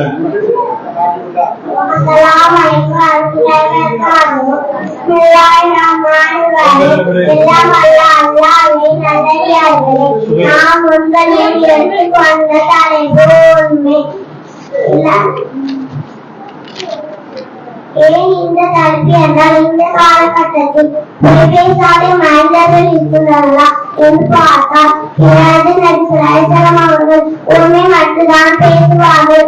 அல்லாஹ் தனது திருக்குர்ஆனிலே கூறுகிறார், நம்பிக்கை கொண்டவர்களே, அல்லாஹ்வே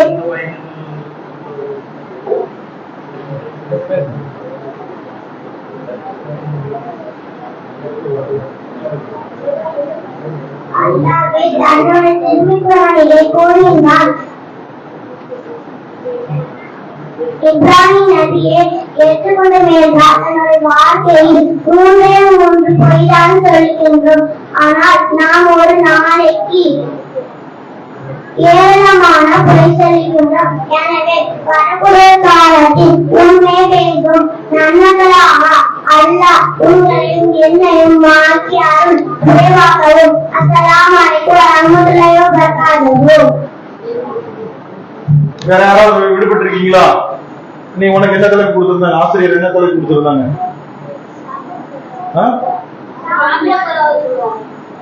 எனக்கு வேற வேற யாரு? உனக்கு என்ன?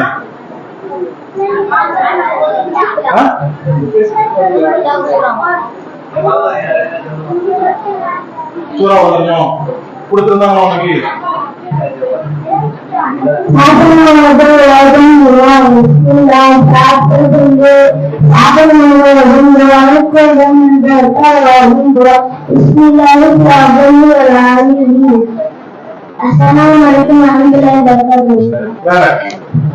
உனக்கு என்னது? என்ன கொடுத்தாங்க?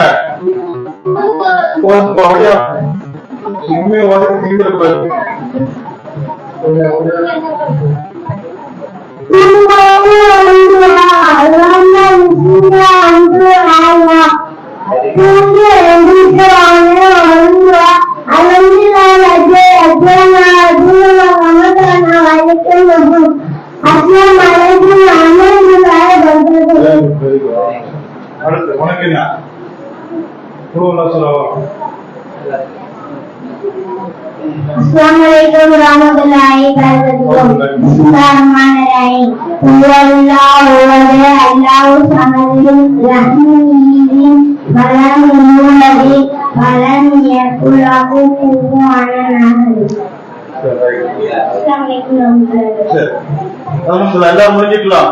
உனக்கு என்ன?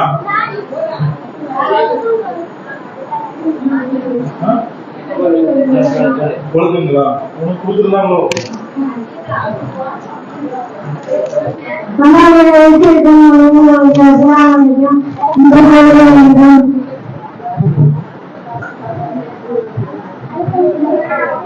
முகமது தானிஸும் உனக்கு ஹமீது பிரானுக்கும் கேள்வி பதிலா? முகமது தானிஸ் யாரு? முகமது தானிஸ் நீனா?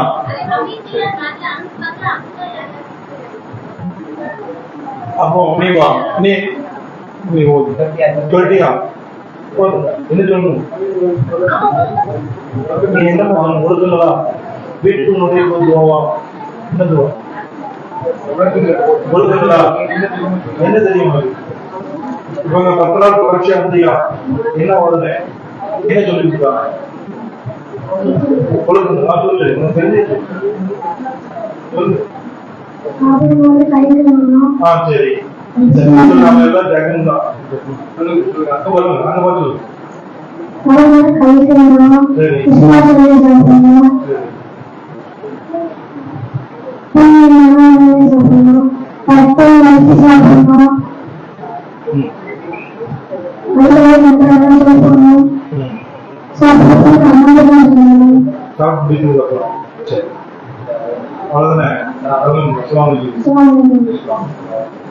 சரி அடுத்து வேற யாரு? தானிஸ். அவனுக்கு என்ன தெரியும்? அவனையும் அப்துல்லா.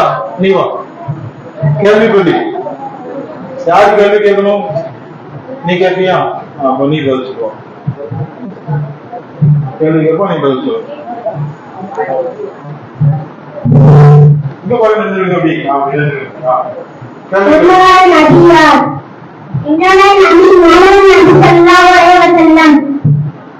முகமது நபி தந்தை தாயார் மற்றும் பாட்டனார் பெயர் என்ன? தந்தை பெயர் அப்துல்லா, தாயார் பெயர் ஆமினா, பாட்டனார் பெயர் அப்துல் முத்தலிப். முகமது நபி உலக மக்களை அழைக்கலாமா?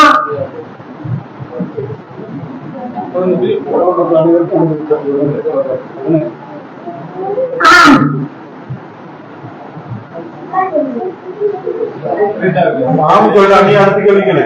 அதே கேள்வி வேற அவ்வளவுதான். முடிஞ்சா வேற வந்தாமா? சரி சரி அப்துல்லா நீ உட்காரி.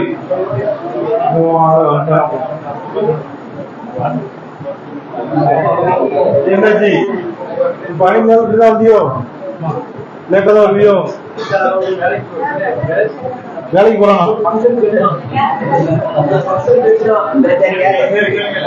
உனக்கு என்ன தலைப்பு கொடுத்துருக்காங்க? உனக்கு ஆசிரியர் வந்து என்ன தலைப்பு கொடுத்துருக்காங்க? என்ன கேள்வி சொல்லிருக்காங்க? கேள்வி பதில் தானே? என்ன கேள்வி? யாரு கேள்வி கேட்பான்? நீங்க கேட்பான். நீ கேட்க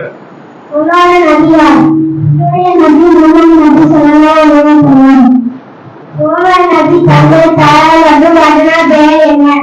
முகமது நபி தந்தை பெயர் அப்துல்லா, முகமது நபி தாயார் பெயர் ஆமினா, முகமது நபி பாட்டனார் பெயர் அப்துல் முத்தலிப்.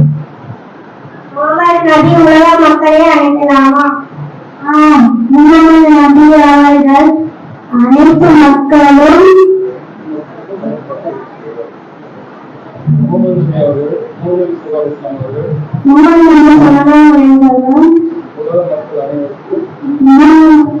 உலக மக்கள் மக்கள் அனைவருக்கும் உலக மக்கள்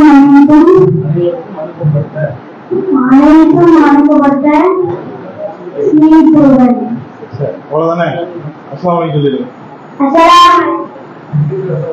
நீ லேட்டா வந்தா நீ நேரத்தோட வந்து படிக்க முடியாது எல்லாத்தையும். சரி, அல்ஹம்துலில்லாஹ். அடுத்தபடியாக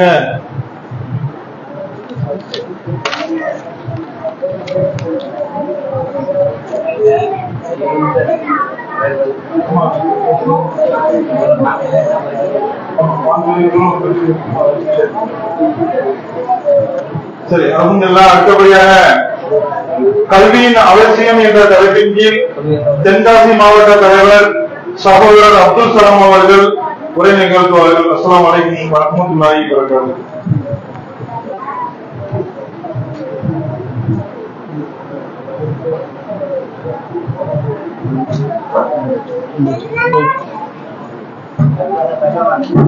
சத்தமிடக்கூடாது. இந்த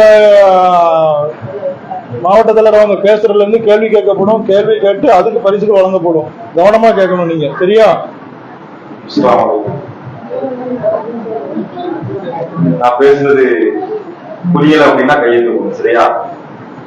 நீங்க கவனிச்சாதான் நான் கேள்வி கேட்க முடியும். அஸ்ஸலாமு அலைக்கும் வரஹ்மத்துல்லாஹி வபரகாத்துஹு. அல்ஹம்துலில்லாஹி ரப்பில் ஆலமீன் வல் ஆகிபத்து லில் முத்தகீன் வஸ்ஸலாத்து வஸ்ஸலாமு அலா ரசூலில்லாஹி ஸல்லல்லாஹு அலைஹி வஸல்லம்.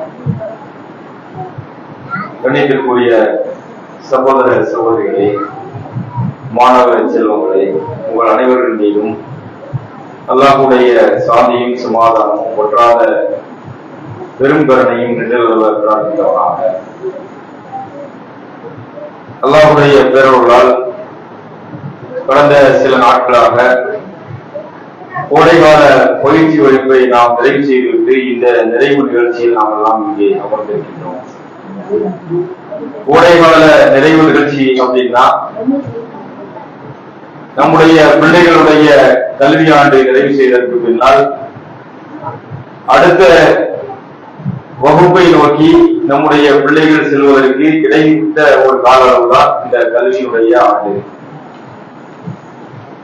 இந்த விடுமுறையை பயனுள்ள வகைகளில் கழிக்க வேண்டும் என்ற நோக்கத்திற்காகத்தான் கடந்த பல்லாண்டு காலமாக நம்முடைய ஜமாத் இது போன்ற பயிற்சி வகுப்புகளை நாம் நடத்துகின்றோம். நடத்துவதற்கான முக்கிய காரணம், நாம் இந்த மார்க்கத்தை பற்றி நாம் சரியான முறையை புரிந்து எதிர்கால தலைமுறையினர்கள் இந்த மார்க்க அடிப்படையிலே அவர்கள் வளர வேண்டும், வார்த்தெடுக்கப்பட வேண்டும் என்ற நோக்கத்தில் இது போன்ற பயிற்சி வகுப்புகளை நாம் எல்லாம் நடத்தி வருகிறோம்.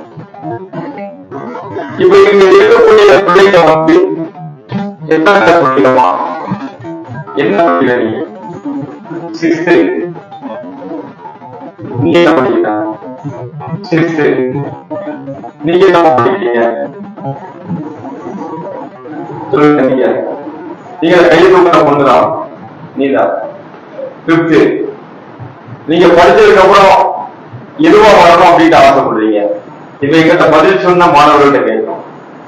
சிக்ஸ்த் முடிச்சுட்டு பெரிய பையனா வளர்ந்து 10th போயிடும், 11th 12th எல்லாம் முடிச்சதுக்கு அப்புறம் அடுத்து உங்களோட இலக்கு என்னது?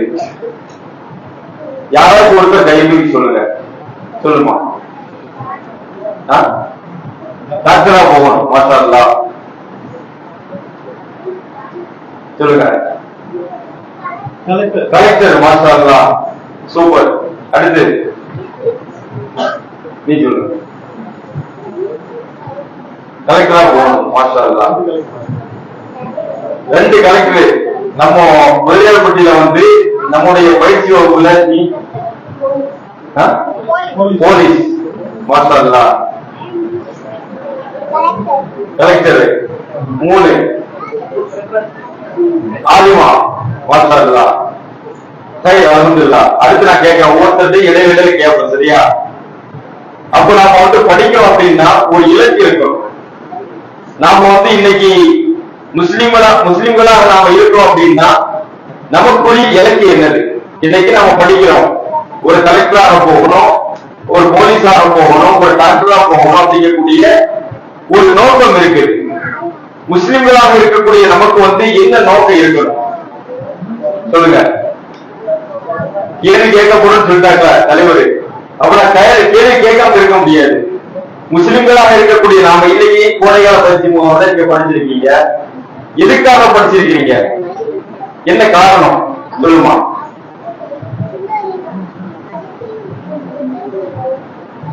எதுக்கு?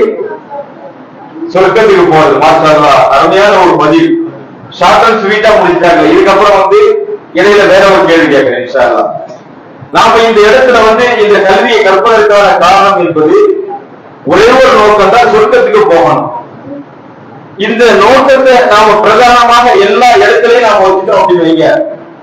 நாம டாக்டரா போனாலும், இன்ஜினியரா போனாலும், போலீஸ் துறையில் நாம் இருந்தாலும், இந்த நாட்டை ஆளக்கூடிய ஒரு மாவட்டத்தை ஆளக்கூடிய ஒரு கலெக்டராக இருந்தாலும், நம்முடைய இலக்கு என்பது சொர்க்கம் என்ற இலக்காக இருந்தது என்றால், டாக்டராக இருக்கக்கூடிய நேரத்தில் இறைவனை பயந்து நம்முடைய பணிகளை நாம் செய்வோம். ஒரு கலெக்டராக இருந்தாலும் அந்த பணிகளை நம்மால செய்ய முடியும். இன்னைக்கு நாம பார்த்தோம் அப்படின்னா நம்முடைய நாட்டுல கிட்டத்தட்ட சுதந்திர இந்தியாவில் எடுத்துக்கிட்டீங்க அப்படின்னு வைங்க. சுதந்திர இந்தியாவில நம்முடைய எதிர்கட்சி தலைவர் ராகுல் காந்தி போன எலெக்ஷனை சந்திக்கிறதுக்கு முன்னால ஒரு பேட்டி கொடுத்திருந்தாரு.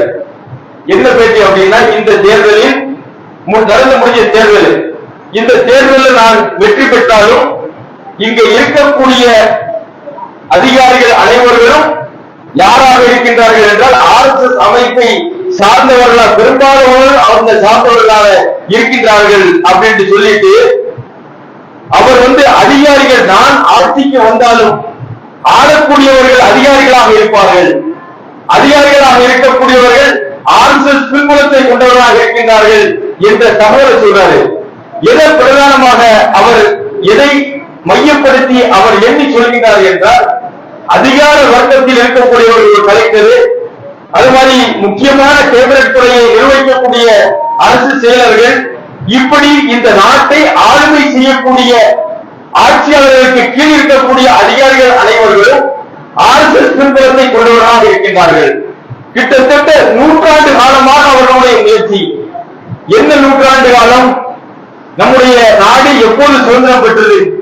இந்தியா எப்போது சுதந்திரம் அடைந்தது? தெரிந்தவர்கள் கை தூக்குங்க. எப்போ? 1947 ஆகஸ்ட் 15ஆம் நாள். இந்தியா அரசு 1947 சுதந்திரம் பெற்றாலும், சுதந்திரம் பெற்றதற்கு பின்னால் இந்தியாவினுடைய மகாத்மா என்று சொல்லப்படக்கூடிய காந்தியடிகள் கொல்லப்படுகின்றார். கொல்லப்படக்கூடிய அந்த காந்தியடிகள் அந்த கொலைக்கு காரணமாக இருந்தவர் நாதராம் கோட்சே என்று சொல்லக்கூடிய RSS பின்புலத்தை கொண்டவர். இந்த நேரத்தில் தான் RSS பின்புலத்தை சார்ந்த அந்த நாதராம் கோட்சே கொலை செய்யப்பட்டவுடன் அவர் கொல்லப்பட்ட கொலையாளியாக அவர் கைது செய்யப்படுகின்றார். அவருடைய தண்டனை கொடுக்கப்படுகின்றது. ஆனால் இதற்கு பின்னால் பல 100 RSS பின்புலத்தை சார்ந்த பலர் இதற்கு பின்னால் இருக்கின்றார்கள். சாவர்கர் இருக்கின்றார்.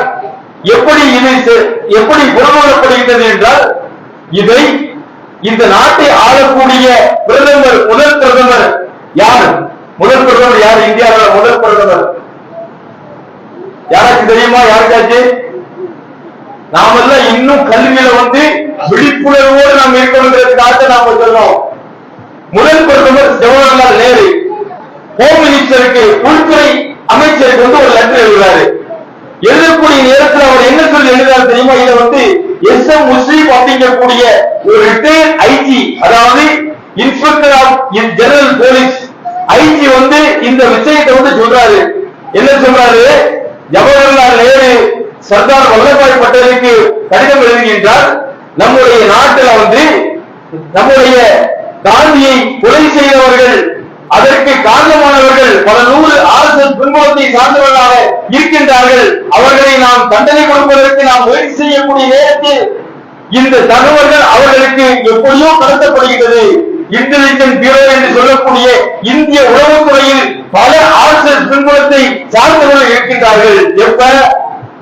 1947 இந்தியா சுதந்திரம் அடைகின்றது. அந்த நேரத்தில் இந்தியாவை ஆளக்கூடிய அதிகார மட்டத்தில் இந்திய உளவுத்துறையிலும் இன்னபிற துறைகளிலும் யார் நீக்கமர நிறைந்திருக்கின்றார்கள் என்றால் இது போன்ற சிந்தனைக்குரியவர்கள். இந்த நேரத்துலதான் நாம இந்த தகவலை நாம உங்களுக்கு ஏன் சொல்றோம் அப்படின்னா, இந்த அதிகார மட்டத்தில் சில குறிப்பிட்ட சதவீதர்கள் ஆக்கிரமித்திருக்கின்றார்கள். ஆனால் இப்போதுதான் நம்முடைய சமூக மக்கள் கொஞ்சம் கொஞ்சம் விழிப்புணர்வு ஊட்டப்பட்டு அரசு அதிகாரிகளாக நாம் உருவாக வேண்டும் என்ற நோக்கத்தில் இந்த விஷயங்களை நாம் கையில் எடுத்ததனுடைய விளைவுதான் கொஞ்சம் கொஞ்சம் இப்ப நம்ம மக்கள் அதிகாரத்தை நோக்கி செல்லக்கூடிய விஷயங்கள் நாம பார்க்கிறோம். இந்த நேரத்தில் நாம் ஒரு விஷயத்தை நாம் தெளிவாக புரிந்து கொள்ள வேண்டும். RSS என்ற அந்த அமைப்பிற்கு ஒரு நோக்கம் இருக்கின்றது, பிரித்தாளக்கூடிய நோக்கம். அவர்கள் ஆட்சியிலே அவர்கள் அலங்கரிக்க வேண்டும். அந்த ஆட்சியின் மூலமாக எல்லா காலத்திலும் அதிகாரத்தை சுவைக்க வேண்டும். அந்த அதிகாரத்தை சுவைப்பதற்கு யாரெல்லாம் தடைகளாக இருக்கின்றார்களோ அவர்களை பிரித்தாண்டு அதிலே வெற்றி பெற வேண்டும். இந்த நேரத்திலே இந்திய நாட்டில் கல்வி என்ற ஒரு விஷயம் மிகவும் பின்தங்கியதற்கான காரணம், தலித் என்ற மக்கள், குறிப்பிட்ட சாதி மக்கள் இந்த கல்வி என்ற வாடையை நுகர முடியாத ஒரு சூழல் இருந்தது. அப்ப கல்வி ஒரு மனிதனிடத்தை வந்துவிட்டது என்றால், அவன் சரியான முறையிலே அந்த கல்வியை பெற்றுவிட்டான் என்றால், யார் சரியானவன் யார் தவறானவன் என்பதை புரிந்து கொள்வான். மனிதனுக்கு ஏற்றதாக பார்க்கக்கூடாது என்ற ஒரு சிந்தனை அவன் உள்வாங்கிக் கொள்வான். இந்த தன்மை அவர் உள்வாங்க ஆரம்பிக்கக்கூடிய நேரத்தில் இந்தியாவில் அரசியல் அமைப்பு இருக்கின்றது. அந்த அரசியல் அமைப்பு அடிப்படையில் அவங்களுடைய செயல்பாடுகளை அமைத்துக் கொண்டாங்க என்றால், நாம் அதிகாரத்தில் இருக்க முடியாது என்ற நேரத்திலே மனிதனிடத்திலே ஏற்றத்தாழ்வுகளை கற்பிப்பது, மனிதனிடத்திலே பிரித்தாடக்கூடிய சூழ்ச்சிகளை செய்வது, இந்த வேலையை RSS பின்புலத்தை கொண்ட அதிகாரிகள், RSS பின்புலத்தை கொண்ட ஆட்சியாளர்கள், அரசியல்வாதிகள் செய்யக்கூடிய விஷயத்தை நாம் பார்க்கிறோம். இந்த நேரத்தில் நாம் புரிந்து கொள்ள வேண்டிய தேவை என்னவென்றால், இது போன்ற சூழ்ச்சிகளை, நமக்கு எதிராக பின்னப்படக்கூடிய சதிகளை நாம் புரிந்து கொண்டோம் என்றால், அடுத்து நம்முடைய தலைமுறை எப்படி உருவாக வேண்டும் என்பதில் நமக்கு அக்கறை மேற்கொள்ளும். நமக்கு தானாகவே அக்கறை வந்துவிடும். நம்முடைய சமூகம், நாம் ஒரு விஷயத்தினை தெளிவான ஒரு நிலைப்பாட்டை நாம் எடுத்துக்கொள்ள வேண்டும். இந்த நாட்டிலே வாழக்கூடிய நாம் கல்வியை நோக்கி நம்முடைய பயணங்களை, நம்முடைய பிள்ளைகளை கல்வியை நோக்கி முன்னேற்றுவதிலே பெற்றோர்கள் மிகவும் எச்சரிக்கை உணர்வோடு அவர்களை ஊக்கப்படுத்த வேண்டும். அல்லாஹ் சுப்ஹானஹு வ தஆலா தன்னுடைய திருமறை குர்ஆனில் சொல்கிறார், அதாவது அறிந்தவர்களும் அறியாதவர்களும் சமமாவார்களா? அல்லாஹ் சுப்ஹானஹு வ தஆலா கேட்கின்றார்.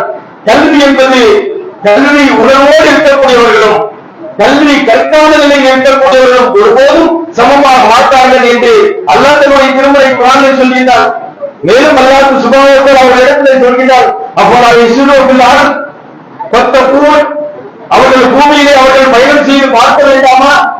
அல்லாஹ் சுப்ஹானஹு வ தஆலா கல்வியை பிரதானமாக நமக்கு கற்க வேண்டும் என்று ஆர்வம் ஊட்டுகின்றார். பூமியிலே அவர்கள் பிரயாணம் செய்து அவர்கள் பார்க்க வேண்டும். உலகத்தில் அவர்கள் சுற்றி திரியக்கூடிய நேரத்தில் அவர்களுக்கு உள்ளம் இருந்தது என்றால் அதை அவர்கள் சிந்தித்து அதனுடைய தன்மையை புரிந்து கொள்வார்கள். காதுகள் இருந்தது என்றால் அங்கே சொல்லப்படக்கூடிய தகவல்களை அவர்கள் உணர்ந்து அதை ஏற்று உள்ளுணர்வு பெறுவார்கள் என்று அல்லாஹ் இந்த இடத்திலே சொல்கின்றார். அப்ப கல்வியுடைய விஷயத்திலே இஸ்லாமிய மார்க்கம் வேறு வேறு மதங்கள் கொடுப்பதை தாண்டி இஸ்லாமிய மார்க்கம் எப்படி சிலாகித்து சொல்கின்றது? வேறு வேறு மதங்களை எடுத்துக்கிட்டீங்க அப்படி வைங்க, ஒரு குறிப்பிட்ட மக்கள் மட்டும்தான் கல்வியை படிப்பதற்கு அனுமதிக்கும். ஆனால் இஸ்லாமிய மார்க்கம் அனைவரும் கல்வி கற்க வேண்டும். நீங்கள் உலகத்தில் தெரிந்து பாருங்கள், இறைவனுடைய அத்தாட்சியின் மூலமாக உங்களுக்கு உள்ளம் இருந்தது என்றால் சிந்தித்து நல்லுணர்வு பெறுவீர்கள் என்று அல்லாஹ் சொல்கிறார்.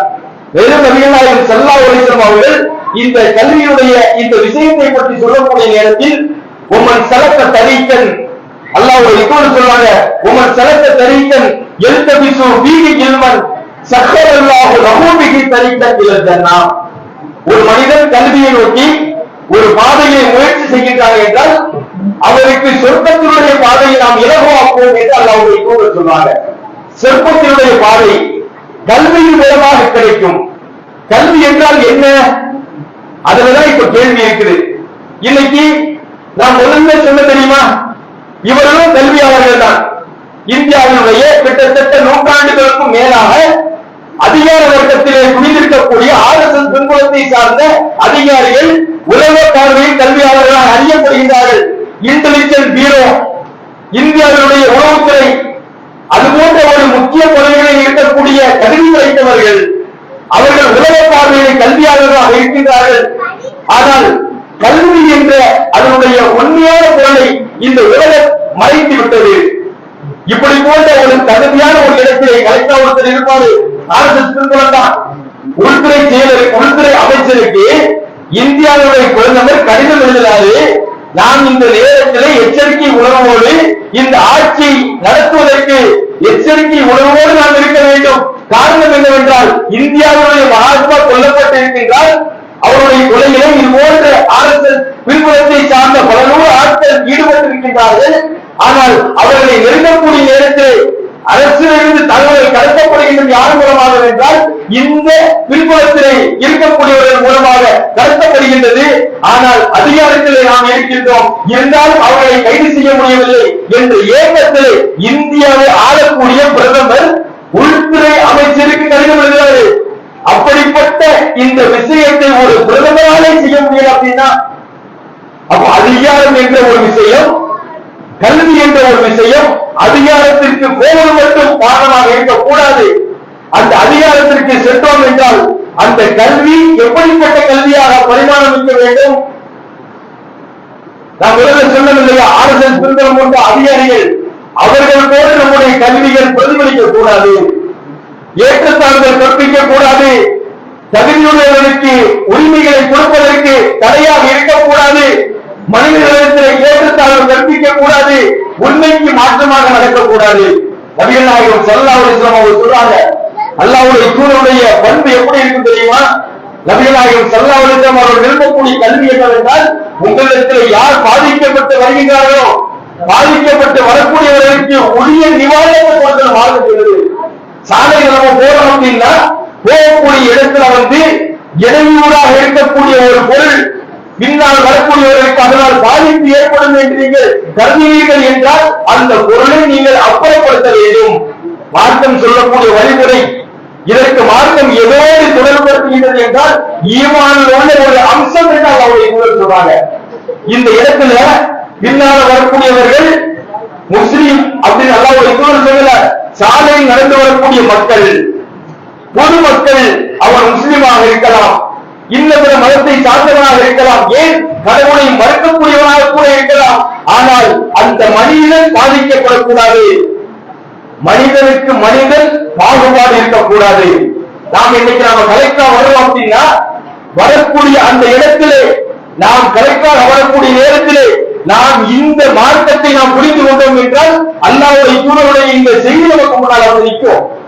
நாம கலெக்டராக வர்றோம், ஒரு மாவட்டத்தினுடைய ஆட்சியர் நமக்கு நம்மிடத்தில் ஒரு புகார் வருது, புகார் வரக்கூடிய நேரத்தில் அந்த புகார்களின் தன்மையை நாம் எப்படி அணுக வேண்டும் என்றால் அல்லாஹ் சொன்னார் இல்லையா, அறிந்தவர்களும் அறியாதவர்களும் சமமாட்டார்கள். ஆனால் அறிந்தவர்கள் என்றால் இன்னைக்கு ஒரு இன்டெலிஜென்ஸ் பியூரோவாக இருக்கிறது அறிந்தவர் கிடையாது, இன்னைக்கு ஒரு கலெக்டராக இருக்கக்கூடியவன் அறிந்தவர் கிடையாது. ஆனால் அவன் கலெக்டராக இருந்து கொண்டு நல்லவன் யார், கெட்டவன் யார், சரி எது, தவறு எது, மக்களுக்கு எது தேவை, அநியாயம் செய்யக்கூடியவர்களுக்கு எப்படி அவனுக்கு பனிஷ்மெண்ட் கொடுக்கணும், நல்லவரை நாம் எப்படி ஊக்கப்படுத்தணும், இது போன்ற தகுதியுள்ளவர்களை குற்றவாளிகளை இதுபோன்று சரிசமமாக அணுகக்கூடியவனாக இருப்பதுதான் இந்த கல்வியுடைய தரம் என்பதை நாம் புரிந்து கொள்ள வேண்டும். கண்ணியத்திற்குரிய தாய்மார்களை, சகோதர சகோதரி, இன்னும் நிறைய தகவல் நாம சொல்லலாம், நிறைய தகவலோட நான் வந்தேன். இந்த இடத்துல நம்முடைய பிள்ளைகளுக்கு சொல்லக்கூடிய தகவலை தாண்டி நாம பெற்றோர்களுக்கு இந்த தகவல் நாம சொல்லிட்டு இருக்கோம். எதிர்கால தலைமுறை, இந்த இஸ்லாமிய சமூகம் பல்லாண்டு காலம் பின்னோக்கி நாம இருக்கிறோம். சச்சார் கமிஷன் சொல்லுது, ராஜேந்திர சச்சாருடைய கமிஷன் இஸ்லாமிய சமூகத்தினுடைய நிறைய பற்றி சொல்லக்கூடிய நேரத்துல இந்த சமூகம் கிட்டத்தட்ட 200 பேர் குறிப்பிட்ட நேரத்தில் கழிப்பறையை பயன்படுத்தக்கூடிய ஒரு சமூகம். நாம இங்க தமிழ்நாட்டை பற்றி நாம் யோசிக்க கூடாது, வடநாட்டை எல்லாம் வாழ்ந்துருக்க. ராஜேந்திர சச்சாருடைய கமிஷன் இஸ்லாமிய சமூகம் இந்தியா முழுக்க பரவியிருக்கக்கூடிய இஸ்லாமிய சமூகம் பொருளாதாரத்தில், கல்வியில், இன்னொரு விஷயத்தில் எப்படி பின்னங்கி இருக்கின்றார்கள் என்ற விஷயத்தை சொல்லக்கூடிய நேரத்தில்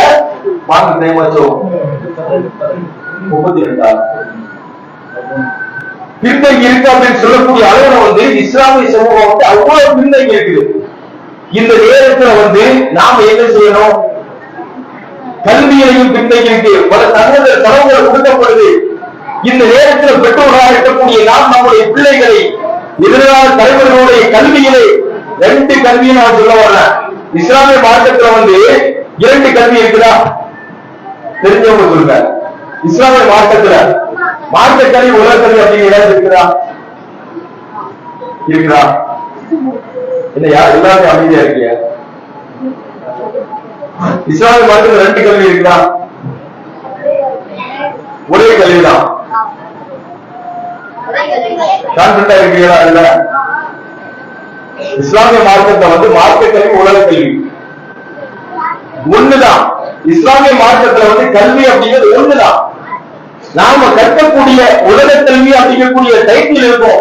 இன்னைக்கு நாம கலெக்டரா போறோம் அல்லது மருத்துவத்துக்கு நாம போறோம் அப்படின்னா அந்த கல்வியை கற்றுவிட்டு அந்த கல்வியை மார்க்க அடிப்படை நெறிமுறை தவறாமல் செய்தோம் அப்படின்னா அதான் மார்க்க கல்வி. உலக கல்வி மார்க்க கல்வி அப்படின்னு கிடையாது. இஸ்லாமிய மார்க்கத்தை பொறுத்தவரையில அல்லாஹ்வுடைய தூதர் நமக்கு என்ன வழிமுறை காட்டியிருக்காங்க தெரியுமா?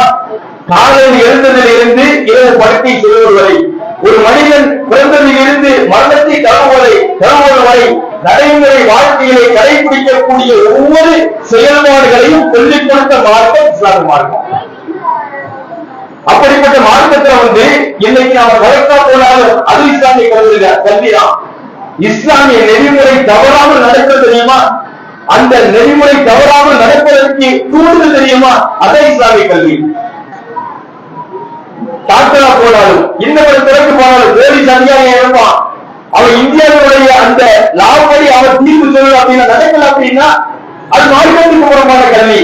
அப்ப அவன் எதை ஒரு அமானிதமாக பெற்று அந்த கல்வியை அணுகுகின்றானோ அந்த அடிப்படைக்கு மாற்றமாக நடக்கக்கூடிய நேரத்தில் அது மார்க்கத்திற்கு புறமான கல்வி.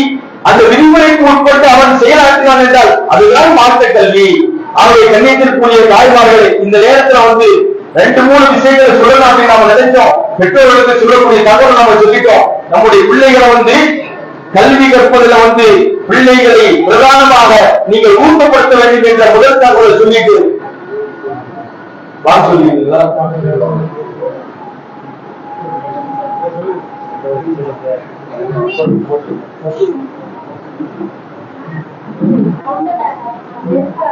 Allahu Akbar, Allahu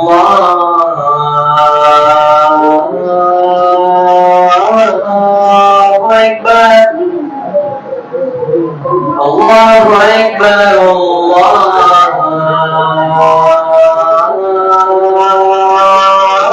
Allahu Akbar. Ashhadu an la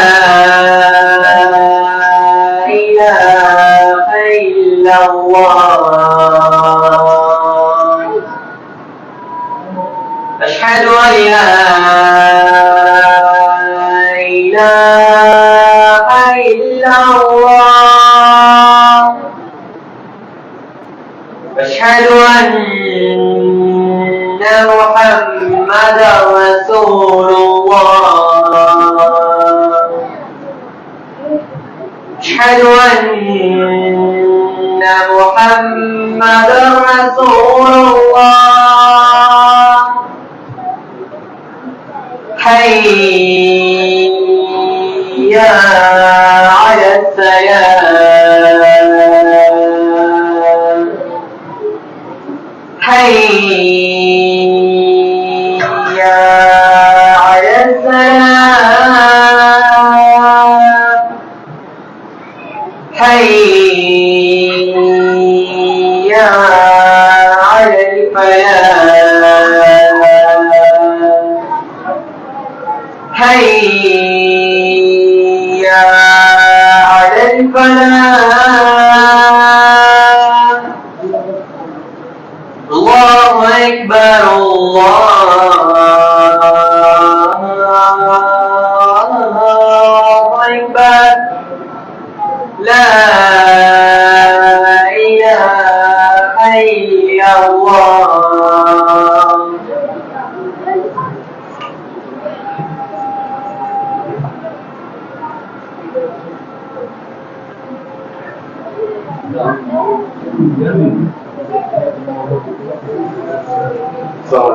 வெளியிருக்கக்கூடிய சகோதரர்கள் உள்ள வாங்க.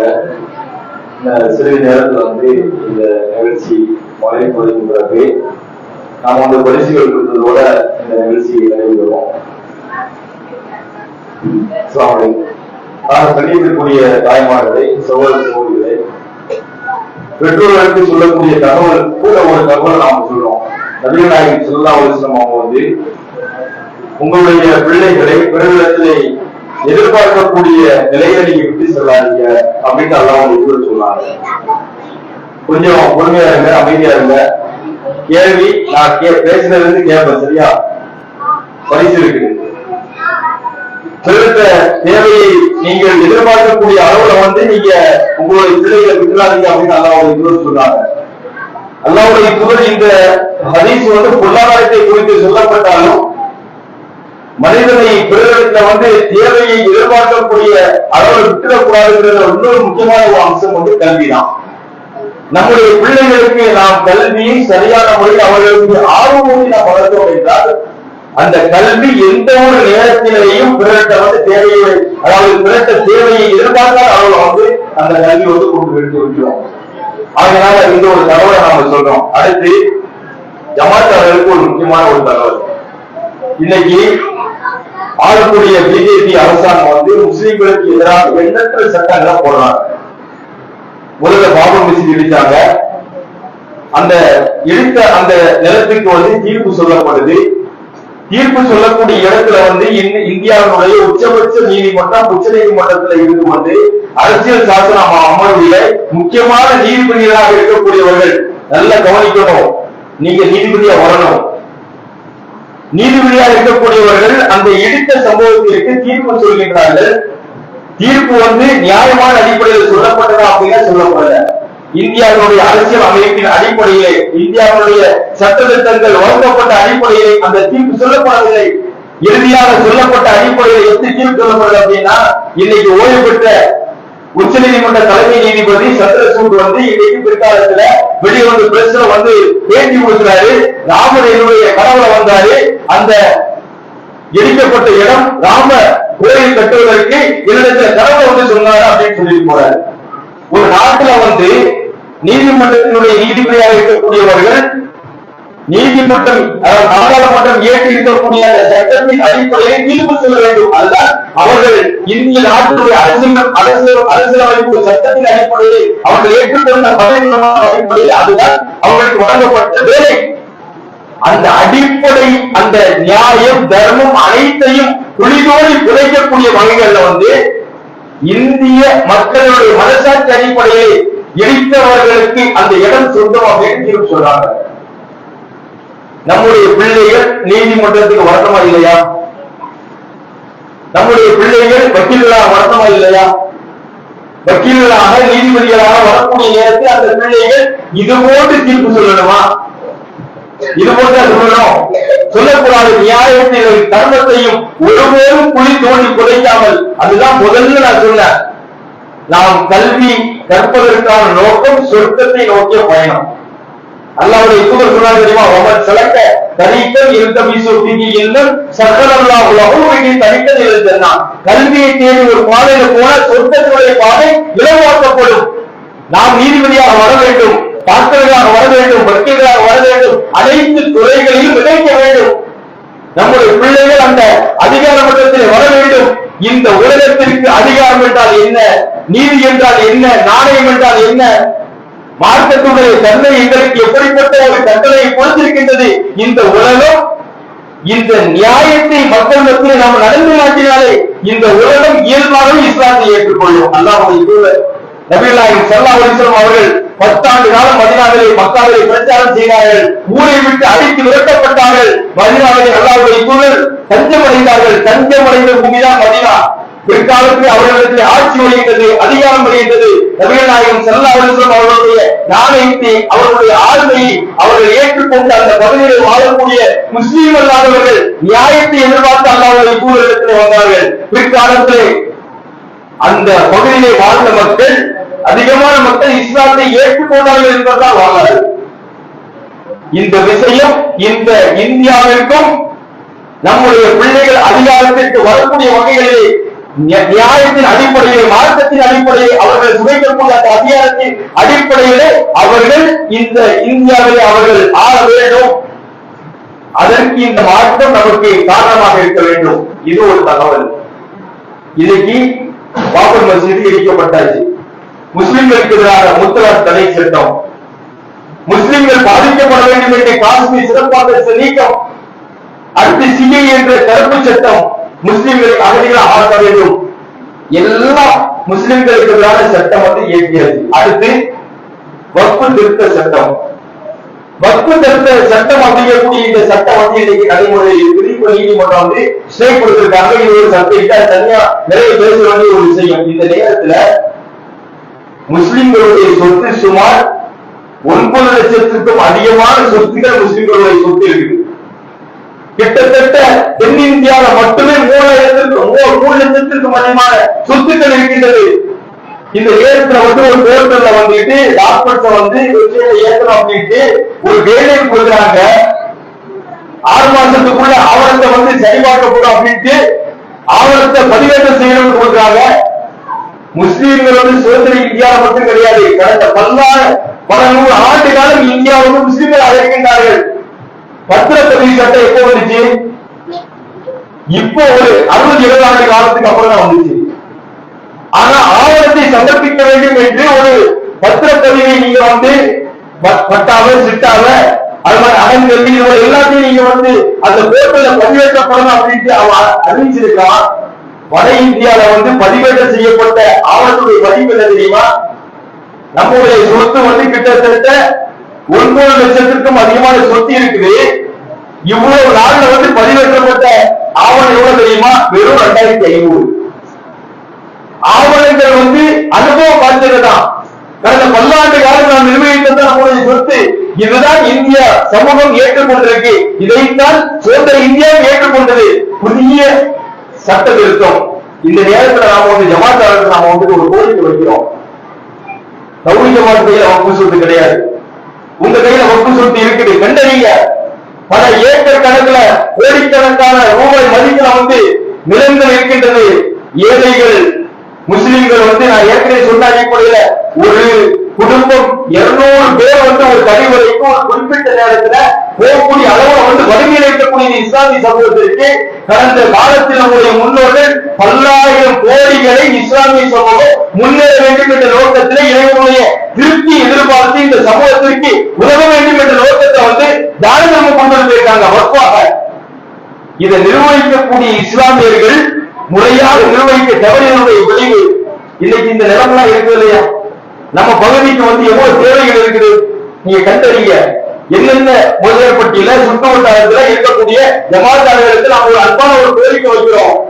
நிலங்களை நீங்க கண்டறிங்க, வக்ஃபுடைய சொத்துக்களை நீங்க கண்டறிங்க. இஸ்லாமிய எத்தனை வசதிக்காரர்கள் இருக்கின்றார்கள். நில வாடகை, கடை வாடகை என்ற பேர்ல வந்து அவர்களுக்கு நீங்கள் இருப்பதற்கு வீடுகளை கட்டி கொடுக்க அனுமதி கொடுங்க. தொழில் தொடங்குவதற்கு இடத்தை நீங்கள் அலாட் பண்ணுங்க. அது மட்டும் இல்லாமல் வணிக வளாகங்களை வந்து ஏற்படுத்துவதற்கு நீங்க அனுமதி கொடுங்க. அது மட்டும் இல்லாமல் முஸ்லிம்கள் வசதி படைத்தவர்கள் அந்த கல்வி நிலையங்கள் ஏற்படுத்தக்கூடிய வகைகளை அவர்களுக்கு தரை வாடகை அப்படிங்கக்கூடிய ஒரு வகையில வந்து அனுமதி கொடுக்கணுமா வேண்டாமா? சொத்துக்களை சூறையாடுவதற்கு மோடி கும்பல் தயாராக இருக்கின்றது சட்டத்தின் வழிகொண்டு. இதற்கு முன்னால் சட்டம் இல்லாமல் பாபர் மசூதியை அவர்கள் இடித்தார்கள். 10 ஆண்டு காலம் அதற்காக காத்திருந்து நீதிமன்ற துறையோடு அதை வென்றிருக்கிறார்கள். ஆனால் இதற்கு பின்னால் அது தேவையில்லை. ஒரு மசூதியை இடிச்சிட்டு களத்தில் நின்றோம். இன்னைக்கு சட்டத்தின் துணை கொண்டு 1000 மசூதிகளை இடிப்பதற்கு தான் இந்த வக்ஃபு சட்டம். விழிப்புணர்வு மிக்க சமுதாயமாக நாம் இருக்க வேண்டும். ஜமாத்தாளர்களுக்கு ஒரு அன்பான ஒரு கோரிக்கையாக தௌஹீத் ஜமாத் சார்பாக நாம கொடுக்கிறோம். வக்ஃபுடைய நிலத்தை நீங்க கண்டறிங்க. ஏழை எளிய மக்களுக்கு பயன்படக்கூடிய வகைகள் வந்து அலாட் பண்ணுங்க. கல்வி நிலையம் உருவாக்குவதற்கு ஜமாத்துல வந்து அதனால ஒரு பயன் இருக்கும். தௌஹீத் ஜமாத் அதை வந்து நிர்வகிக்க நாங்க தயாரா இல்லை. நீங்க எங்க ஜனாசா கூட நீங்க வந்து அழைக்கிறதுக்கு நீங்க விடமாட்டீங்க. ஆனால் முஸ்லிம் கணவர்கள் கொடுத்த இந்த சொத்தை நீங்கள் சரியான முறையில் உரிய முறையில் நீங்கள் நிர்வகிப்பதற்கு தவறினீர்கள் என்றால் நாளை மறுமை நாளிலே இறைவனை நாம் சந்திக்கக்கூடிய நேரத்திலே இறைவன் கேட்கக்கூடிய அந்த கேள்விக்கு எதிர்கொள்வதற்கு நம்மள்ட்ட என்ன பதில் இருக்குது? அவனை கணிக்கக்கூடிய ஜமாத்தார்களை இந்த விஷயத்துல நீங்க வந்து மசூலா பண்ணுங்க. உரிய அடிப்படையில நம்ம தமிழ்நாட்டில் இருக்கக்கூடிய சேர்மன் மற்ற ஆட்களை விண்ணப்பத்தை நீங்க பதிவு செஞ்சு இந்த பகுதியில் இருக்கக்கூடிய மக்கள் பயன்படக்கூடிய வகைகளிலே தீர்மானத்தை நிறைவேற்றுங்கள். முஸ்லிம்கள் பயன்படக்கூடிய வகைகளை விரைவாக இந்த நடவடிக்கைகளை மேற்கொள்ளுமாறு கேட்டு என்னுடைய உரையை நிறைவு செய்கின்றேன். வாழ்வுக்கான அல்ஹம்துலில்லாஹி ரப்பில் ஆலமீன். அஸ்ஸலாமு அலைக்கும் வரஹ்மத்துல்லாஹி வபரகாத்துஹு. அஸ்ஸலாமு அலைக்கும். மழை துறைக்கு பின்னால நம்ம சம்மர் கிளாஸ்ல கோடைகால பயிற்சி வகுப்புல கலந்து கொண்ட சகோதரர்களுக்கு பிள்ளைகளுக்கு பரிசு வழங்கப்படும். இன்ஷா அல்லாஹ் தொழிலை முடிந்ததற்கு பின்னால் அந்த பரிசை கலைந்து செல்லுமாறு அனுமதி.